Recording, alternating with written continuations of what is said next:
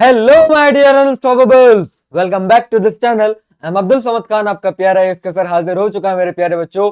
वही हमारी जो टॉप 30 पीवाईक्यूज वाली सीरीज है जिसका मैंने आप लोगों से वादा करा था, उसका आज ये हमारा सेकंड सेशन होने वाला है, जिसके अंदर आज हम मेरे प्यारे बच्चों कवर करेंगे 30 most important PYQs of mechanics. अब वैसे तो यार यहाँ पर मैकेनिक्स लिखा हुआ है, लेकिन एक्चुअली मैकेनिक्स में तो बहुत सारे चैप्टर्स आते हैं, यूनिट्स एंड डायमेंशन से लेकर, और अगर बात करो तो ग्रेविटेशन, रोटेशनल मोशन, वहां तक सारे के सारे चैप्टर मैकेनिक्स में आते हैं। लेकिन आज का जो हमारा ये जो सेशन होने वाला है वो स्पेसिफिकली दो चैप्टर मैंने उठाए हैं, जिसका ऑलरेडी गदर सेशन भी तुम लोगों ने आई होप लगा लिया होगा। Laws of motion and work power energy, यहां से काफी क्वेश्चन आते ही आते हैं, और अगर इन क्वेश्चंस को अगर तुम करोगे इस चैप्टर के, तो आसपास के चैप्टर की भी बहुत सारी बातें बाय डिफॉल्ट ही कवर हो जाती है मेरे प्यारों। तो वही आज के सेशन के अंदर हम कवर करने वाले। तो बहुत ही शानदार, धमाकेदार, मजेदार सेशन आज का भी होने वाला है। 1 से 1.5 घंटे से ज्यादा की क्या ही ड्यूरेशन होगी आज के सेशन की। और आई होप इससे पहले जो मैं सेशन लेकर आया था आप लोगों के लिए, टॉप 30 पीवाईक्यूज ऑफ ऑप्टिक्स, आप सभी बच्चों ने लगा लिया होगा। और काफी बच्चों के यार कमेंट भी आए, कमेंट पढ़ के मुझे बड़ी खुशी हुई कि आप सभी बच्चों ने क्वेश्चन सॉल्व करे हैं लास्ट तक, और सब बच्चों के कमेंट में आंसर भी देखने को मिले।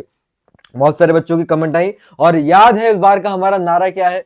इस बार का नारा क्या है कि भाई 2026 में फिजिक्स में इस बार 80 पार, याद है? तो अगर वो नारा तुम भूल नहीं गए तो वो इस बार इस सेशन के भी एक बार फटाफट सारे के सारे बच्चे कमेंट बॉक्स में लिख देंगे और सेशन को कर देंगे सारे के सारे बच्चे लाइक। यार तुम लोग कमेंट ज्यादा कर रहे हो, मैं देख रहा हूँ लाइक सेशन पे कम आ रहे हैं, ऐसा कैसे होता है भैया? लोगों के मतलब कमेंट्स कम होते हैं, लाइक ज्यादा होते हैं, यहाँ पर उल्टा हो रहा है। तो मेरे प्यारे बच्चों, अगर आप चाहते हैं कि ये सीरीज कंटिन्यूड रहे तो इसके लिए आपको सेशन पे लाइक करना बहुत ज्यादा जरूरी है ना? आपके लाइक करने से मेरा कोई फायदा नहीं होगा, आप करो या ना करो मुझे क्या फर्क पड़ता है। मेरा काम है सिर्फ आपको अच्छे से पढ़ाने का, तो वो मैं पढ़ाऊंगा। लेकिन अगर सेशन पे लाइक ज्यादा होंगे ना तो ये सीरीज कंटिन्यू रहेगी, इसकी प्रोबेबिलिटी ज्यादा है।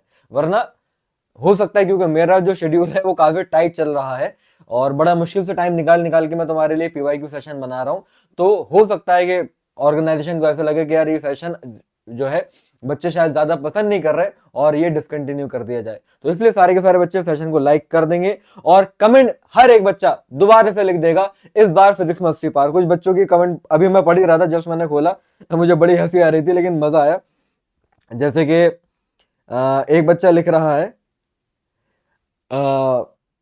अब की बार इस बच्चे का नाम है आशीष चौधरी, तो उसने लिखा कि अब की बार अब्दुल सर की जय जयकार यानी 80 पार। वाह वाह, क्या बात है। और एक दो बच्चों ने और कुछ कुछ उसको मॉडिफाई करके बोला। दिव्यांश कह रहे हैं कि पूरे देश यही बोल रहा है कि इस बार अब की पार, क्या मतलब इस बार सॉरी 80 पार।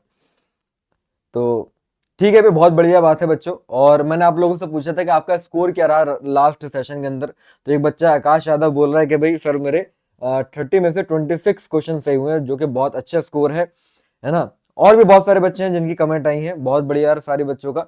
तो इसी तरीके से तुम मेहनत करते रहो और मैं चाहूंगा कि इस सेशन में भी आप सारे के सारे बच्चे सेशन इसी तरीके से लीजिएगा, है ना? सेशन इसी तरीके से करना है कि आप एज अ टेस्ट लेना। ये जो मैं 30 आपको क्वेश्चन कराने वाला हूं, अगर आपने मेरा गदर वाला सेशन लगा रखा है तो ये लगाओगे तो आपको मैक्सिमम क्वेश्चन आपको आते होंगे, लेकिन तब भी काफी क्वेश्चन ऐसे होंगे जो तुमको थोड़ा सा चैलेंज देंगे, क्योंकि मैं पुराने, ऐसा नहीं है कि बस 1-2 साल के, मैं लगभग पुराने कम से कम 5-6 साल के क्वेश्चन भाई साहब पढ़े हैं मैंने।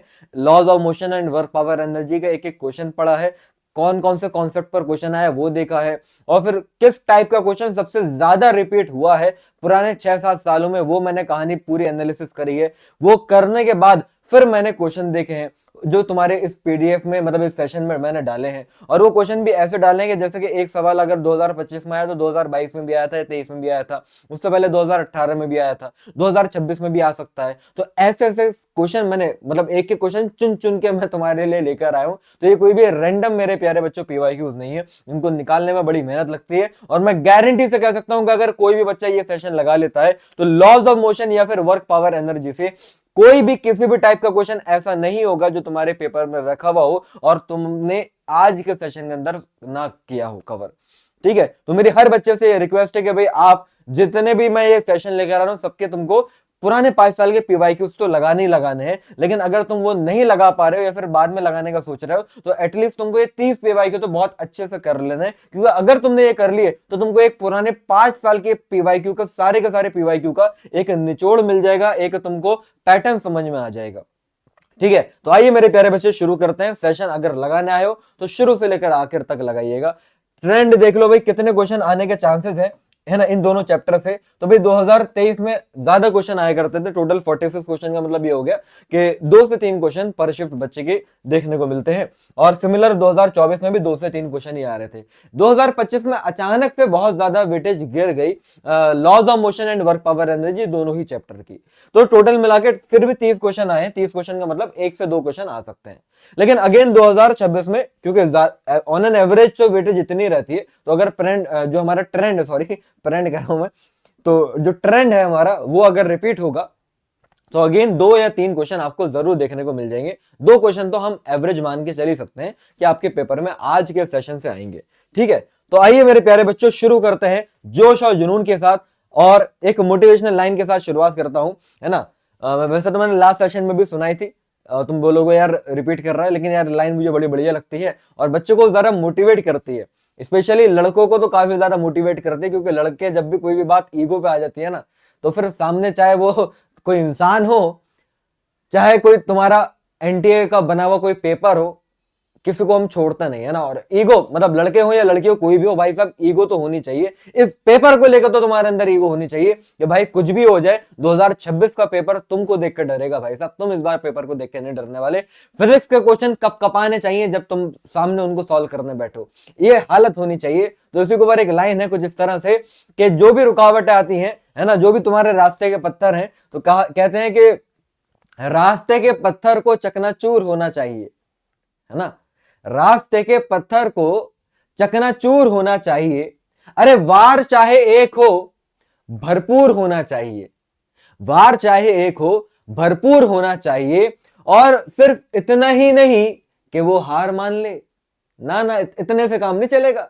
सिर्फ इतना ही नहीं कि वो हार मान ले, अरे उसे हमारे सामने मजबूर होना चाहिए। समझ रहे मेरे प्यारो। तो आइए शुरू करते हैं। पहला क्वेश्चन आप सभी बच्चों के सामने 2024 में आया है। क्वेश्चन दिखाने का मोटिव यह है कि भाई हमारे इक्विलिब्रियम कंडीशन के ऊपर काफी क्वेश्चन आ जाते हैं। जैसे कि यहां पर बोला ये गया, सिंपल सी बात है, यहां पर क्वेश्चन में बोला जा रहा है कि एक सिंपल सा वायर था जिससे एक ब्लॉक लटका हुआ था 1 kg का। ये ब्लॉक जो है वो 1 kg का है। लेकिन मैंने क्या करा, मैंने उस वायर को यहां से पकड़ के ऐसे एफ फोर्स लगाई।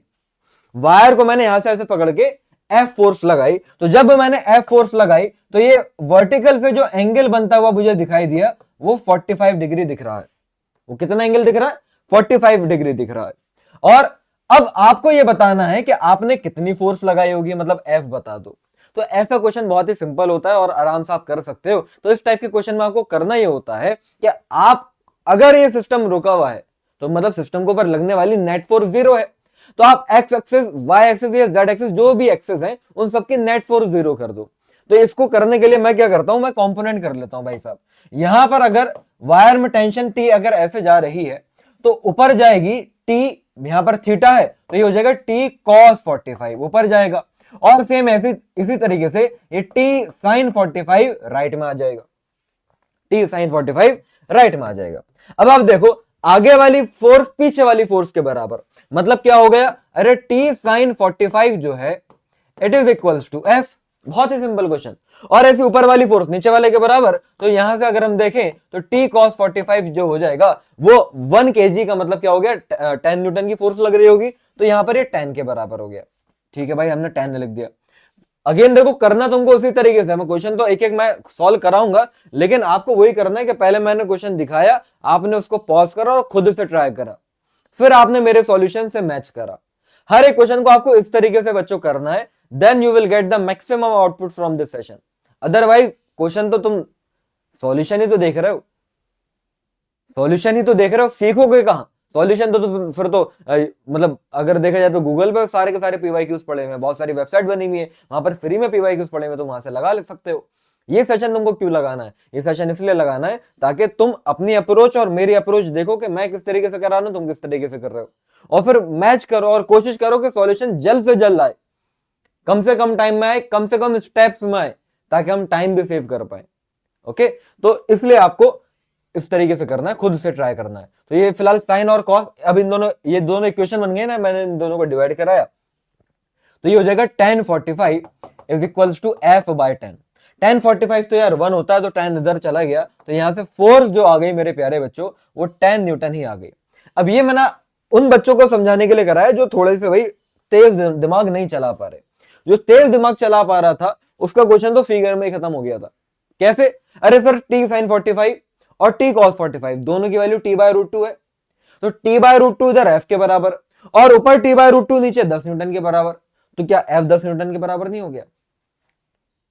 तो करने की जरूरत ही नहीं थी, ये सिंपल हमारा देखते ही पता चल गया था कि आंसर भी आ रहा है। बहुत ही इजी सा क्वेश्चन था, कोई टफ क्वेश्चन नहीं है, लेकिन अच्छे लेवल के भी मैं सही में बता रहा हूँ क्वेश्चन आएंगे। अच्छा, एक बच्चे का और डाउट भी आया था यार, डाउट नहीं, उसकी बात सही भी थी अपनी जगह पर। उसने बोला कि सर आपके ये जो पीवाईक्यू सेशन आप लेकर आ रहे हो, इसमें ज्यादातर बच्चे ऐसे होंगे जो गदर सेशन भी आपका लगा कर आए हैं, जो कि उसकी बात सही है ना। कुछ बच्चे ऐसे होंगे जिन्होंने गदर सेशन नहीं लगाया होगा, वो जनरली पीवाईक्यू सेशन के लिए आए हैं। दोनों अपनी जगह सही हैं। लेकिन बोले सर आपके इस सेशन के अंदर जो आप क्वेश्चन लेकर आए हो, तो उसमें काफी क्वेश्चन ऐसे भी हैं जो आपने गदर में भी हमें कराए थे और यहां पर भी हो रहे हैं, है ना, यहां पर भी हो रहे हैं। तो सर अगर आप उन सारे क्वेश्चन को रिप्लेस कर दो, ठीक है, और आप नए क्वेश्चन कराओ, तो हमारे और अच्छे से शायद तैयारी या प्रैक्टिस हो जाएगी। तो देखो, मुझे कोई दिक्कत नहीं है, मैं गदर, मतलब मैं जो सेशन में लेकर आ रहा हूं, मैं ऐसा नहीं कि सारे के सारे गदर के क्वेश्चन उठा के लेकर आ गया, फिर फायदा ही क्या, है ना, ऐसा तो मैंने नहीं किया। हाँ, लेकिन मैंने लगभग ऐसा रेशियो रखा है कि 30 से 40% क्वेश्चन मैं गदर के ही उठा के लेकर आ रहा हूं। उसके पीछे रीजन पता है क्या है? मैंने गदर के उठाए नहीं है। जब मैं गदर सेशन की पीपीटी बनाता हूं, तो उसके अंदर मैं क्वेश्चन जब डालता हूं बच्चों, एक एक क्वेश्चन को डालने के लिए मैं 10-10, 15-15 मिनट सोचता हूं कि ये क्वेश्चन डालना है या नहीं डालना है। और जब मैं सेशन ले रहा हूँ, पढ़ा रहा हूँ, तो मैं ये बात किस तरीके से बच्चों को बता सकता हूँ, किस तरीके से वो कॉन्सेप्ट समझा सकता हूँ, तो उस तरीके से डालता हूँ, और ताकि उन क्वेश्चंस के थ्रू मैं मैक्सिमम इंपॉर्टेंट सारे के सारे टॉपिक कवर करा सकूं। इसलिए वो गदर के सेशन वहां जाते हैं। तो वो हर एक क्वेश्चन बहुत ही ज्यादा इंपॉर्टेंट होता है, ठीक है। और ये जो टॉप 30 पीवाईक्यूज है, तो टॉप 30 पीवाईक्यूज का मतलब ये कि यहां पर भी हर एक क्वेश्चन बहुत ज्यादा इंपॉर्टेंट होना ही चाहिए, ठीक है। तो ये आप ऐसा समझो कि गदर के अंदर जितने भी मैं क्वेश्चन कराता हूं, उसी ही टाइप का मैंने ये सेशन बनाया तुम्हारे लिए। बस इसके अंदर मैं तुमको थ्योरी नहीं पढ़ा रहा, टाइप वाइज नहीं पढ़ा रहा, मैं क्वेश्चन सिर्फ और सिर्फ करा रहा हूं, ठीक है। तो बिल्कुल भी अब तुमको ऐसा ना लगे कि यार सर ने गदर के क्वेश्चन करा दिए, तो इसलिए फिर मैं उसी टाइप का सिमिलर क्वेश्चन ढूंढता हूं पुराने सालों के अंदर, और वो उठा उठा के डालता हूं, ठीक है। लेकिन 40, क्योंकि अब मैं इतनी इंडिविजुअलिटी अगर बिल्कुल यूनिक करने के लिए बिल्कुल सारे के सारे क्वेश्चन ही मेरे प्यारे बच्चे बदल दूंगा, तो फिर आपको ऐसा लगेगा हाँ यार हमने नए क्वेश्चन कर लिए, लेकिन जो क्वेश्चन वो ये ना, हथौड़ा जो मारना है हमें, हमें हथौड़ा तो सही जगह पे मारना है ना।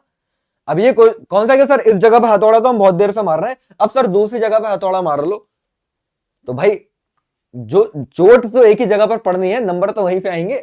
तुम समझ पा रहे हो मैं क्या कहना चाह रहा हूं? तो मैं उस चीज को चेंज नहीं कर सकता, जो चीज इंपॉर्टेंट है सो है, तो जिसके ऊपर हम जो क्वेश्चन प्रैक्टिस कर रहे हैं वो कर रहे हैं। तो इसलिए कुछ क्वेश्चन आपको सिमिलर दिखेंगे गदर के, और क्वेश्चन आपको आधे से ज्यादा चेंज भी दिखेंगे, तो उस चीज के बारे में आप टेंशन ना लो। तो जो क्वेश्चन आपको प्रैक्टिस हुआ हुआ लगे तो वो और अच्छी बात है, आपका एक बार और रिविजन हो गया, और जो नया क्वेश्चन है वो आप मेरे साथ सॉल्व कर रहे हो, ठीक है। अगर आप तब भी बोलोगे चेंज कर दो, तो मुझे यार बता देना एक बार कमेंट बॉक्स में कि हाँ नहीं सर हम चाहते हैं कि आप सारे के सारे क्वेश्चन सब के सब नए ही लेकर आओ। तो फिर नए लाने के चक्कर में मुझे ऐसा लग रहा है कि हम जो हमारा मुद्दा है, जो टारगेट है कि वो क्वेश्चन हम अटेम्प्ट कर लें कि जो एग्जाम में आ सकते हैं, हम वहां से थोड़े से फिर डेविएट हो जाएंगे। दैट्स वाई मैं क्वेश्चन नहीं बदल रहा हूं, तो उसके पीछे रीजन होता है ना। आगे बढ़ते हैं मेरे प्यारे बच्चों, तो option B is the correct answer. Next question की तरफ, क्वेश्चन नंबर 2। अब यहां पर देखो, बहुत इजी सा सिंपल सा क्वेश्चन है। अब ये जो क्वेश्चन है ये 2024 में भी आया है, 2025 में भी आया है, शायद 23 में भी आया है, सिमिलर क्वेश्चन है। बस वैल्यू चेंज कर देते हैं। तो ये यहाँ पर एक सिंपल सा पुली वाला क्वेश्चन है। अब तुम मेरे क्वेश्चन पर ध्यान मत दो, तुम क्वेश्चन को पढ़ाने के लिए जो भी मैं बातें बता रहा हूं उन पर ध्यान दो। क्वेश्चन ये रिपीट तो वैसे भी नहीं होना ना, इसके सिमिलर बातें आएंगी। तो अब मुझे तुमको पुली वाले क्वेश्चन कराने थे, तो मैं पुली वाला ये एक सिंपल सा क्वेश्चन में डाल रहा हूं। अभी एक और क्वेश्चन आएगा पुली वाला, वो काफी बढ़िया लेवल का क्वेश्चन आएगा। तो बस मैंने इस टाइप से तुमको ये पुली वाला कॉन्सेप्ट सिखा दिया। तो ये मेरा मोटिव है। तो यहां पर हमने क्या देखा कि यहां पर इस पुली में एक ऑब्जेक्ट है जिसका मास m1 है, और दूसरी साइड यहां पर पुली में दूसरा ऑब्जेक्ट है हमारा जिसका मास m2 है। ये बात बोल दी गई है और बोला ये जा रहा है कि भाई ये जो सिस्टम है ये मूव कर रहा है विद एन एक्सेलरेशन ऑफ, है ना, g/8। तो ये m1 और m2 ये इन दोनों मासेस का आपको रेशियो बताना है, बता देंगे भाई। तो यहां पर हमें मालूम है कि यहां पर नीचे फोर्स लग रही होगी m1g और यहां पर नीचे फोर्स लग रही होगी m2g। और पुली वाले केस में एक्सेलरेशन का फॉर्मूला या जनरल कहीं पर भी एक्सेलरेशन का फॉर्मूला ये तो आता है net force upon total mass. तो अगर ऐसा है तो नेट फोर्स कितनी लग रही होगी, तो ट्रिक वाला तरीका जो मैंने बताया कि भाई इसको ऐसे इमेजिन करोगे हॉरिजॉन्टल लाइन पर है, तो m1g उधर लग रही है और m2g इधर लग रही है, तो नेट फोर्स कितनी हो गई, नेट फोर्स सर अगर मान लो m2 बड़ा है तो m2g माइनस m1g हो जाएगी, है ना। तो यहां पर नेट फोर्स जो आ रही है वो m2g माइनस m1g आ रही है डिवाइडेड बाय टोटल मास। तो दोनों ऑब्जेक्ट का मास कितना है, वो हमारा m1 प्लस m2 है। और एक्सेलरेशन दे रखा है g/8, तो यहां पर a की जगह पर मैंने क्या रखा भाई, g/8 रख दिया।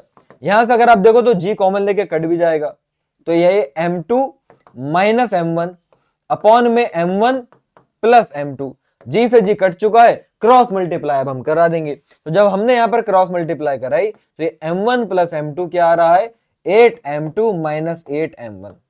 अब जरा इसको हम इधर उधर लेके जाते हैं, तो ये इधर m1 जब मैं इधर लेकर आऊंगा तो ये हो जाएगा 9m1, और m2 जब मैं उधर लेकर जाऊंगा तो ये हो जाएगा 7m2। तो यहां से अगर मैं देखता हूं तो m2 बाय m1 का जो रेशियो आ रहा है वो 9/7 आ रहा है। क्या मैंने सही करा है जी, क्या मैंने सही करा है? ये 9m1 और 7m2 हो गया, तो m2 बाय m1 का रेशियो बिल्कुल सही बात है, 9:7 आ रहा है। तो option C is the correct answer. हो सकता है कि अगर आप में से कोई बच्चा m1 को बड़ा मान ले, ये डाउट आ सकता है तुम्हारा कि सर m1g में से अगर m2g को माइनस कर दिया होता तो क्या होता, क्योंकि कहीं पर ऐसा बोल तो नहीं रखा कि m1 बड़ा है m2 बड़ा है। कोई बात नहीं, आप तो भी कर लेते, तो उस टाइम पर आपका शायद m2 बाय m1 का रेशियो 7:9 आता है। तो कोई बात नहीं, रेशियो उल्टा आ गया, क्योंकि 9:7 या फिर 7:9 ये आंसर होगा, और 9:7 ही खाली दे रखा है, तो ऑप्शन पता चल जाता तब भी आपको देखकर। वरना तो वैसे तो दे रखा होता है कि कौन सा मास बड़ा है कौन सा छोटा है, इन्होंने नहीं दिया तो रेशियो तो देखो 9:7 ही दिया है, 7:9 साथ में नहीं दे सकते थे, वरना गलत हो जाता, वरना फिर दोनों ही ऑप्शन सही हो सकते थे। चलिए फिलहाल option C is the correct answer. अब फटाफट मार्क करते हुए चलना भाई, कॉपी पेन लेकर बैठो और मार्क करते हुए चलो कि कितने क्वेश्चन इन 30 सवालों में से तुम खुद से बना पाते। मुझे चाहिए भैया सभी बच्चों का स्कोर, है ना। जिन भी बच्चों ने स्कोर लिखा है मैंने उनका आज तुम लोगों को शाउट आउट भी दिया है, तो अब तुम्हारा भी शाउट आउट अगले सेशन में होगा अगर तुम अपने स्कोर बताते हो और ईमानदारी से बताते हो तो नेक्स्ट अगर हम देखें तो question number 3, a player caught a cricket ball. भैया प्लेयर ने क्या करा, एक बॉल को पकड़ा, क्रिकेट की बॉल को पकड़ा जिसका मास हमें दे रखा है कितना, 150 ग्राम, और वो बॉल कितनी स्पीड से जा रही थी, वो बॉल इनिशियली 20 मीटर पर सेकंड की स्पीड से जा रही थी भाई। अब क्योंकि उसने बॉल को पकड़ लिया तो बॉल तो रुक गई होगी, तो फाइनल वेलोसिटी बॉल की 0 हो गई। लेकिन 0 होने में उसको कितना टाइम लगा, 0 होने में उसको लगा 0.1 सेकेंड। अच्छा, तो क्रिकेटर मतलब जो हमारा फील्डर है, तो फील्डर के हाथों पर उस बॉल की वजह से कितनी फोर्स लगी होगी, वो फोर्स हमसे ये पूछना चाह रहे हैं। बहुत सिंपल सी बात है, वी नो डैट के फोर्स का फॉर्मूला मास इनटू एक्सेलरेशन होता है, और एक्सेलरेशन का फॉर्मूला क्या होता है भाई, एक्सेलरेशन का formula master ji change in velocity upon time होता है, ये तो सबको मालूम ही है। तो मास यहां पर मैंने रखा 150 अपॉन 1000 हो जाएगा, ये हमारा ग्राम में किलोग्राम में कन्वर्ट कर दिया, और v माइनस जब मैं करूंगा तो 0 माइनस का 20 बाय 0.1 हो जाएगा। तो यहां से सॉल्व करके फटाफट बताओ तुम्हारा जो भी आंसर आ रहा होगा मार्क कर देना। फिलहाल शायद ऑप्शन सी आएगा, ऑप्शन सी आएगा, 30 न्यूटन आएगा। चेक कर लीजिएगा। बिल्कुल सही, option C is the correct answer. आगे बढ़ते हैं। अभी सिंपल सिंपल क्वेश्चन आ रहे हैं, जज मत करना, बढ़िया क्वेश्चन ऐसे भी आएंगे कि तुमसे हिलेंगे नहीं। क्या बोला जा रहा है? A body of weight 200 newton, एक बॉडी है जिसका वेट 200 न्यूटन है और वो भाई एक ट्री से, ट्री की ब्रांच से लटकी हुई है। लाओ भाई ट्री बना दिया जाए। क्या बात है, आहा आहा। भाई हमको तो ये वाला ट्री बनाना आता है फिलहाल, ठीक है। तो ये एक हमारा ट्री है और ट्री में से हम निकाल देते हैं एक ब्रांच। लाओ ब्रांच भी निकाल देते हैं। तो ये ट्री की ब्रांच है, ठीक है। एक ही ब्रांच है जो ट्री से बाहर आ रही है। फिलहाल क्वेश्चन में क्या बोला जा रहा है? एक जो ऑब्जेक्ट है जिसका वेट 200 न्यूटन है, ठीक है, ट्री की ब्रांच से ये लटका हुआ है। तो ये 200 न्यूटन वाला वेट का ऑब्जेक्ट लटका हुआ है इस ब्रांच से। तो आपको ये बताना है, और जिस चेन से लटका हुआ है उस चेन का वेट भी 10 kg है। लो भैया, इस चेन का मास भी कितना है? 10 kg है। तो अब आपको ये बताना है, the branch pulls the chain by the force of. तो ये ब्रांच चेन को कितनी फोर्स से ऊपर की तरफ उठा रही होगी? अरे जितनी फोर्स से चेन इस ब्रांच को नीचे की तरफ खींच रही है। तो ओवरऑल कितना वेट ये ब्रांच झेली हुई है? तो भाई टोटल वेट कितना हो जाएगा? टोटल फोर्स कितनी हो जाएगी? 200 न्यूटन तो वो फोर्स एज इट इज दे रखी है, और 10 किलो का ऑब्जेक्ट का जो फोर्स आएगी वो 100 न्यूटन हो जाएगी। अरे mg कर दिया, mass into acceleration into gravity, g10 दे रखा है। तो ये करके तो सिंपल सी बात है। अजीब व गरीब क्वेश्चन ऐसा लग रहा था जैसे बहुत ही टफ होगा, सिंपल आपसे वेट पूछा गया है टोटल। तो आंसर हमारा 200 इसका दे रखा था, 100 इसका आया, तो 300 न्यूटन हो गया। बहुत ही अगेन लल्लू क्वेश्चन। चलिए आगे बढ़ते हैं। अब फ्रिक्शन के ऊपर देखो क्वेश्चन क्या है भाई। यहां पर हमको ये बात दे दी गई कि अगर अगर अगर अगर अगर क्या बोला गया भाई? एक बॉक्स है, ठीक है, ये बॉक्स है 50 किलो का है। अच्छा, moving on a horizontal surface, horizontal surface पे मूव कर रहा है, और the coefficient of kinetic friction is 0.3। तो यहां पर सरफेस का आपको म्यू दे दिया 0.3। तो आपको क्या बताना है? The force of kinetic friction बताना है, मतलब कितनी फ्रिक्शनल फोर्स लग रही होगी, सिंपल सी वो बात है। तो फ्रिक्शनल फोर्स का फॉर्मूला क्या होता है भाई? म्यू इंटू नॉर्मल होता है। तो यहां पर वेट mg नीचे की तरफ और नॉर्मल ऊपर की तरफ। तो म्यू कितना है? म्यू मेरे प्यारे बच्चों 0.3 है, और नॉर्मल कितना है? वो mg के बराबर है। अब m हमारा 50 और g हमारा होता है 10। तो इनको अगर हम मल्टीप्लाई कर दें तो ये कितना आएगा भाई? ये मेरे हिसाब से तो बनेगा 150 न्यूटन।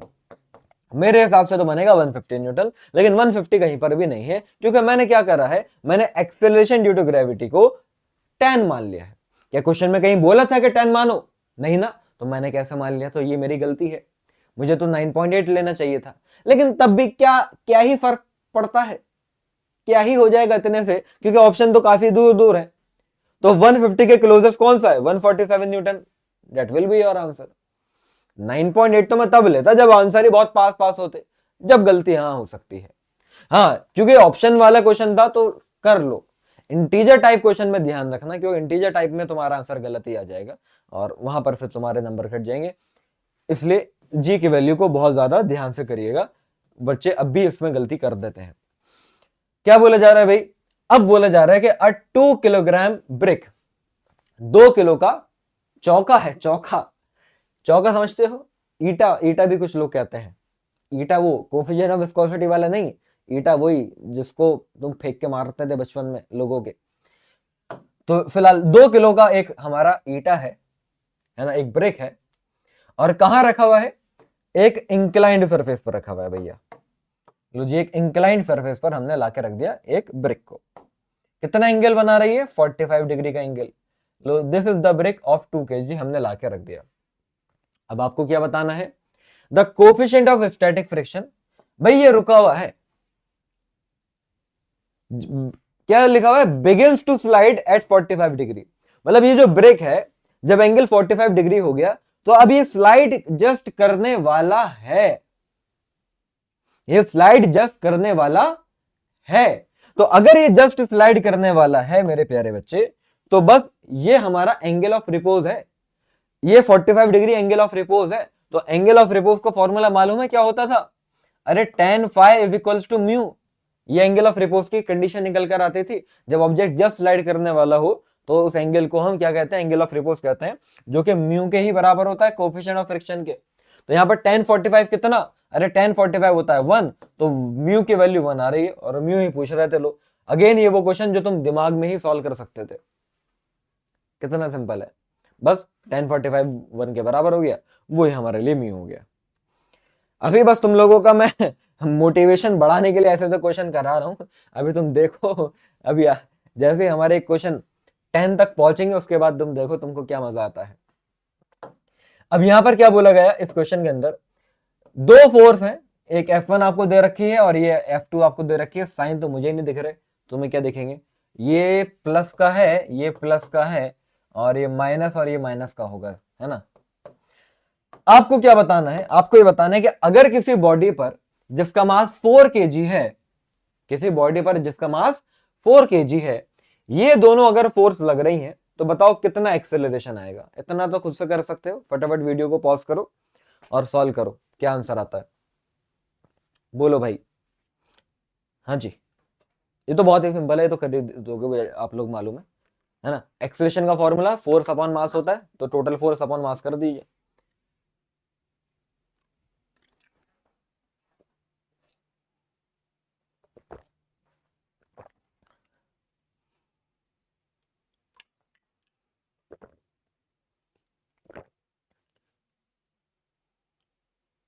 हम्म,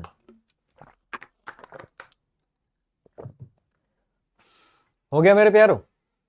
देखिए, तो एक्सेलरेशन का फॉर्मूला, टोटल फोर्स कितनी भाई 5 और प्लस 3, तो ये हो जाएगा 8 आई कैप, फिर 8 प्लस माइनस 4, तो वो हो जाएगा प्लस का 4 जे कैप, और 7 माइनस 3, तो ये हो जाएगा प्लस का 4 के कैप। तो ये आई हमारी नेट फोर्स, और नेट फोर्स को जब आप मास से डिवाइड करेंगे तो मास है यहाँ पर 4 kg, तो एक्सेलरेशन जो वेक्टर फॉर्म में आ रहा है वो आ रहा है 2 आई कैप प्लस जे कैप प्लस के कैप। आई होप सही होगा ये, 2 आई कैप प्लस जे कैप प्लस के कैप। मेरा ऑप्शन बी आ रहा है, आप लोग बताओ आपका क्या आ रहा है।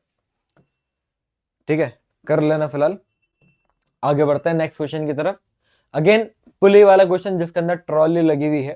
तो यहां पर क्या बोला गया कि अगर ये एक पुली है और यहां पर इस ट्रॉली के थ्रू ये वायर आ रहा है ऐसे करके, और यहां पर नीचे एक 6 किलो का ऑब्जेक्ट हमने लटका दिया, तो आपको ये बताना है कि सिस्टम कितने एक्सेलरेशन से आगे की तरफ मूव कर रहा होगा। अगर यहां पर ट्रॉली और सरफेस के बीच में फ्रिक्शन भी है जिसका म्यू दे रखा है 0.04, दिस इज द क्वेश्चन। बहुत ही सिंपल तरीके से हम कर पाएंगे भाई। हमें अगेन वी नो डेट के एक्सेलरेशन का फॉर्मूला क्या होता है मास्टर जी, वही होता है net force upon total mass, है ना। Net force upon total mass, तो भैया नेट फोर्स कितनी लग रही है, तो आप बोलोगे सर फोर्स तो ये लगा रहा है नीचे की तरफ 60 न्यूटन की, तो ना ना ना मेरे प्यारे, ऐसा नहीं होगा। यहां पर फ्रिक्शन भी तो है, तो अगर फ्रिक्शन है तो ये आगे की तरफ मूव करना चाह रहा है, तो फ्रिक्शनल फोर्स देखो पीछे की तरफ होगी, तो काइनेटिक फ्रिक्शन होगा लेकिन होगा तो, और वो कितना आएगा, फ्रिक्शन का फॉर्मूला होता है म्यू एन, तो म्यू इज 0.04, और नॉर्मल इसका 20 kg है तो 200 न्यूटन हो गया। तो यहां से अगर मैं देखूं तो यहाँ 8 न्यूटन की तो फ्रिक्शनल फोर्स ही आ गई जो रुकावट का काम कर रही है। तो खींचा जो जा रहा है वो 60 न्यूटन की फोर्स से, रोका जो जा रहा है वो 8 न्यूटन की फोर्स से। तो जब मैं नेट फोर्स लिखूंगा तो 60 माइनस 8 मुझे लिखना पड़ेगा, डिवाइडेड बाय मैं टोटल मास करूंगा, तो इधर मास है 6, इधर मास है 20, तो दोनों को ऐड कर दिया हमने तो ये आ गया 26। अब इसको देखो, जब इसको माइनस करेंगे तो ये 52 बाय 26 हो जाएगा, जो कि 2 से जा रहा है, तो हमारा एक्सेलरेशन 2 आ रहा है। तो option D is the correct answer. क्या आप सभी बच्चों का यही आंसर आया था? क्या रुक रुक के सॉल्व कर रहे हो या नहीं कर रहे हो? चलिए आगे बढ़ते हैं नेक्स्ट क्वेश्चन की तरफ। बिल्कुल सही यार, option D is the correct answer. अगला सवाल, चलो, अगर आप लोग अब तक ये सोच रहे थे यार ये मास्टर के क्वेश्चनों में दम नहीं है, ओके, अगर आप ऐसा सोचने वाले बच्चे थे तो ठीक है, तो शुरू के 8 क्वेश्चन ये वो क्वेश्चन है जो जनरली जिस टाइप के क्वेश्चन इस चैप्टर से आते हैं, ठीक है, लेकिन कभी कभी क्वेश्चन इस टाइप के आते हैं। तो अब अगर मैं सारे क्वेश्चन इस टाइप के कर रहा हूं तो तुम्हारा तो एकदम मोरल ही डाउन हो जाएगा। इस वजह से जनरल जो जैसे क्वेश्चन आते थे वो मैंने तुमको 8 क्वेश्चन कराए, लल्लू लल्लू क्वेश्चन, इजी थे। आई होप, मुझे लगता है आप में से ज्यादातर बच्चों ने वो खुद से भी बना लिए होंगे। लेकिन अब पता चलेगा कि तुम वाकई में दमदार आदमी हो या नहीं हो। मतलब मैं चाहूंगा कि क्वेश्चन नंबर 9 वीडियो को तुम पॉज करके और तुम 5 मिनट 10 मिनट जितना लेना चाहो लो, इस क्वेश्चन को सॉल्व करके दिखाओ खुद से। मैं तो अभी कराऊंगा ही, लेकिन तुम वीडियो को पॉज कर दो और 5 से 10 मिनट इस क्वेश्चन को पूरा पढ़ो और जो भी अप्रोच समझ में आए, जो भी लगा सकते हो अपने दिमाग से लगाओ और इसका आंसर निकाल के दिखा दो। अगर तुम में से कोई भी बच्चा इसका आंसर मेरे बिना सॉल्यूशन बताए खुद से सॉल्व करके निकाल लेता है बिना कोई इधर अधर की हेल्प लिए, तो जरा कमेंट करके बताना, तुमको शाउट आउट मिलेगा अगले PYQ सेशन में। ठीक है, मैं तुम्हारा नाम जरूर लूंगा कि भाई इस नाम के बच्चे के अंदर दम है, इसने ये क्वेश्चन करके दिखाया। लेकिन झूठ मत बोलना, है ना। झूठ बोलने को तुम बोल सकते हो, लेकिन इंसान दुनिया से झूठ बोले भाई, खुद से झूठ ना बोले। तुम सॉल्व कर पाओ तो लिखना, नहीं कर पाओ तो कहना कि सर हमसे ना हो पाया। ठीक है, तो ये क्वेश्चन नंबर 9 है। मतलब ये अगर तुम कर जाते हो तो फ्रिक्शन का आने वाला कैसा भी क्वेश्चन तुम बना जाओगे। ठीक है, चलो अब मैं कराता हूं। सो क्वेश्चन क्या है, यहां पर एक हमारी 2 इंक्लाइंड प्लेन है और पुली का क्वेश्चन है भाई, देखो पुली भी लगी हुई है। तो ये 2 इंक्लाइंड प्लेन है, ध्यान से देखना, 2 इंक्लाइंड प्लेन। ये एंगल दे रखा है 53 डिग्री और ये एंगल दे रखा है 37 डिग्री। जिनको नहीं मालूम मैं बता दूं कि इंक्लाइंड प्लेन पर जो नीचे की तरफ ऐसे लगने वाली फोर्स होती है उसका फॉर्मूला होता है mg sin थीटा। तो ये कैपिटल M है तो mg sin 53 और sin 53 होता है 4/5। तो यहां से ये सॉल्व करके आया 4mg/5। मतलब इस ब्लॉक पर नीचे की तरफ 4mg/5 फोर्स लग रही है। यहां अगर हम देखें तो यहां पर नीचे की तरफ जो फोर्स लगेगी वो अगेन mg sin थीटा होगा और थीटा यहां पर 37 है, sin 37 हमारा 3/5 होता है, sin 37 3/5 होता है। तो यहां से अगर मैं इसको लिखूं तो ये आएगा 3 स्मॉल mg/5। तो दोनों की तरफ लगने वाली फोर्स हमें दिख गई। अब और अगर आगे आप अच्छे से समझो तो ये क्वेश्चन इजी था।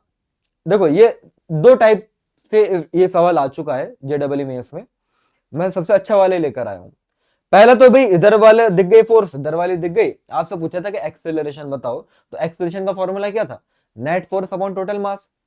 तो भाई बड़ी वाली फोर्स में से छोटी वाली माइनस कर देते आप और total mass capital M plus small m रख देते, आंसर आ जाता, एक्सेलरेशन आ जाता। लेकिन आपसे पता है क्या पूछा गया, आपसे पहले तो ये बोला गया कि यहां पर इन दोनों ही सरफेस जो आपको दिख रही है इन दोनों में फ्रिक्शन लग रहा है। आपको कोफिशिएंट ऑफ फ्रिक्शन दे दिया 0.25। अब ये लल्लू क्वेश्चन नहीं है, दिस इज अ बढ़िया क्वेश्चन। ओके, इसको अच्छे तरीके से करना है, इसमें कोई ट्रिक नहीं लग पाएगी। क्योंकि अब यहां पर जब ये नीचे आ रहा है, तो जब ये नीचे आ रहा है तो मुझे पहले तो यही बताओ, क्योंकि बच्चे यहीं पर सबसे बड़ी गलती करते हैं, अरे यार ये जब नीचे आ रहा है, क्योंकि बोला तो ये जा रहा है कि भाई स्मॉल m की वैल्यू बताओ जब हमारा बड़ा M कैपिटल M वाला जो ब्लॉक है जिसका मास 10 kg है वो नीचे आए 2 मीटर पर सेकंड स्क्वायर के एक्सेलरेशन से। मतलब ये बात क्लियर हो गई कि कैपिटल M नीचे आ रहा है। तो जब ये नीचे आ रहा है तो याद रखना हमेशा फ्रिक्शन मोशन की ऑपोजिट डायरेक्शन में होता है। तो अगर ये नीचे आ रहा है तो इसमें फ्रिक्शनल फोर्स तो ऊपर लग रही होगी मेरे प्यारे बच्चे, बात समझ में आ रही है। और यहां देखो अब यार ये तो ऊपर, अगर ये नीचे जा रहा है तो ये ऊपर जा रहा होगा, जब ये ऊपर जा रहा होगा तो इसमें फ्रिक्शनल फोर्स नीचे लग रही होगी। हा क्या बात है, आई बात समझ में। अब बनेगा भैया FBD फ्री बॉडी डायग्राम। अब देखो ध्यान से, यहां पर नीचे लगने वाली फोर्स 4mg/5। फ्रिक्शनल फोर्स का फॉर्मूला क्या होता है in inclined plane, frictional force का फॉर्मूला लगता है μmg cos थीटा, समझे, μmg cos थीटा, वो भी लगा देंगे अभी, रुक जाओ। तो फिलहाल यहां पर नीचे आ रहा है। अच्छा वायर के अंदर भी तो, ये जो वायर आपको दिख रहा है तो वायर के अंदर भी तो टेंशन फोर्स होगी T। तो अब लेकिन ये आ तो तब भी नीचे ही रहा है, तो इसके ऊपर ओवरऑल नेट फोर्स जो आ रही है वो नीचे की तरफ आ रही है। तो भाई साहब अच्छा खासी फोर्स हो गई। देखो ये आ अगर नीचे रहा तो ये तो बात तय है कि टेंशन ऊपर है, फ्रिक्शनल फोर्स ऊपर है, आ नीचे रहा है, तो ये जो 4 mg/5 है ये सबसे बड़ी फोर्स है इसमें। तो मैं क्या करूंगा, ये सारा खेल इक्वेशन का ही है, मैं क्या करूंगा 4 mg/5 में से क्या माइनस करूं, क्या माइनस करूं सर, ऊपर वाली दोनों फोर्स से माइनस कर दो, मतलब फ्रिक्शनल फोर्स माइनस करना है। तो फ्रिक्शनल फोर्स का formula mu mg cos theta, तो म्यू 1.25 का मतलब 1/4, ये म्यू, स्मॉल m निकालना है, जी नहीं मालूम, और cos 53 होता है कितना, cos 53 क्या होता है भाई साहब, 3/5 होता है, तो इंटू 3/5, ये तो आई हमारी फ्रिक्शनल फोर्स। इसमें से टेंशन और मैंने माइनस करी, और ये माइनस करके अब नेट फोर्स नीचे की तरफ आ रही है, तो नेट फोर्स का फॉर्मूला मास इनटू एक्सेलरेशन होता है। तो मास तो इसका कैपिटल M था, और एक्सेलरेशन हमें दे रखा था कितना, 2 दे रखा है, तो यहां पर 2 आ गया, यहां पर 2 आ गया। ये पहली इक्वेशन बनी है ये हमारी पहली इक्वेशन बनी है। आई फील आई, घबरा तो नहीं गए ऐसा क्वेश्चन को देख के भाई। देखो ये समझना तो तुमको पड़ेगा, अब चाहे तुम इसको 5 बार रुक रुक के देखो, रिपीट कर करके देखो, मैंने हर एक बात इतनी पॉइंट टू पॉइंट ध्यान से समझाई है कि अगर तुमने मेरा कोई भी बोला हुआ वर्ड अगर स्किप नहीं करा है, फोकस से सुना है, तो तुमको समझ में आया होगा कि यार सारी चीजें कैसे चल रही हैं और कहां पर सर ने क्या लिखा है और क्यों लिखा है। ऐसा तो नहीं हो रहा क्या है ये, क्यों है ये, क्या खबर फिर, मगर जो भी है बड़ा भयानक लगता है, तो ऐसा तो नहीं है ना, भयानक नहीं है, सिंपल है। एकदम से देखो डर जाओगे। ये फ्री बॉडी डायग्राम हो गया। अब लाओ स्मॉल m वाले पर आते हैं, तो स्मॉल m वाले पर सर टेंशन फोर्स इसमें भी ऊपर की तरफ लग रही होगी, तो हमें बात मालूम है कि ओवरऑल जा तो ये ऊपर की तरफ ही रहा है,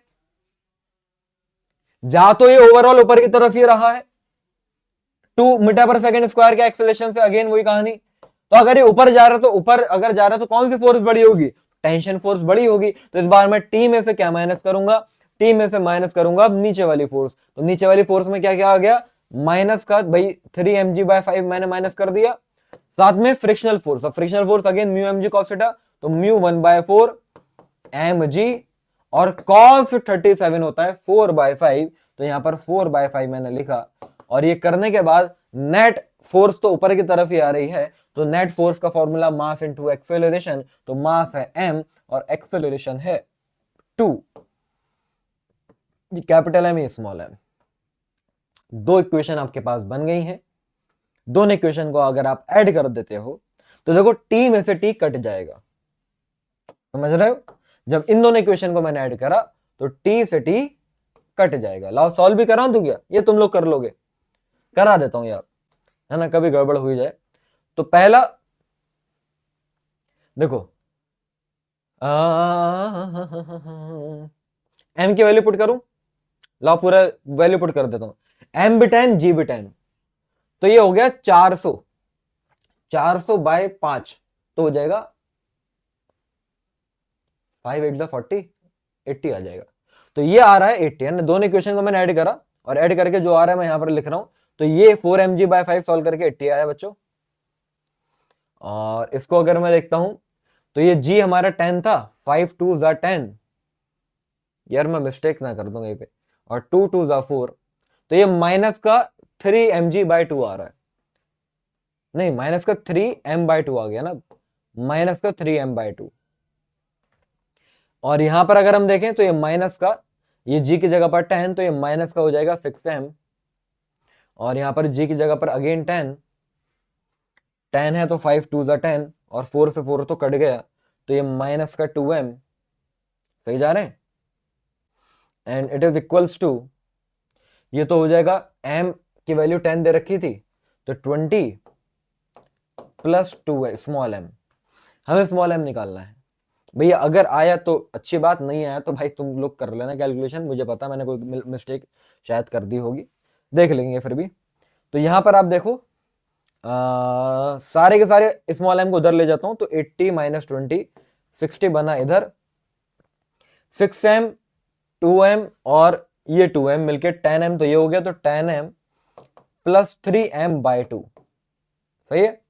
तो ये 60, इधर मैंने m कॉमन लिया, तो ये बनेगा तो 20 प्लस 3, 23/2, 23/2। भाई आंसर तो कुछ अजीबोगरीब ही आ रहा है, आंसर तो गलत आ रहा है हमारा। इक्वेशन तो फिलहाल मैंने बिल्कुल सही बनाई होंगी, कैलकुलेशन में मैंने लुटिया डुबो दी अपनी खुद ही। मतलब ये 120/23 आ रहा है मेरा, तो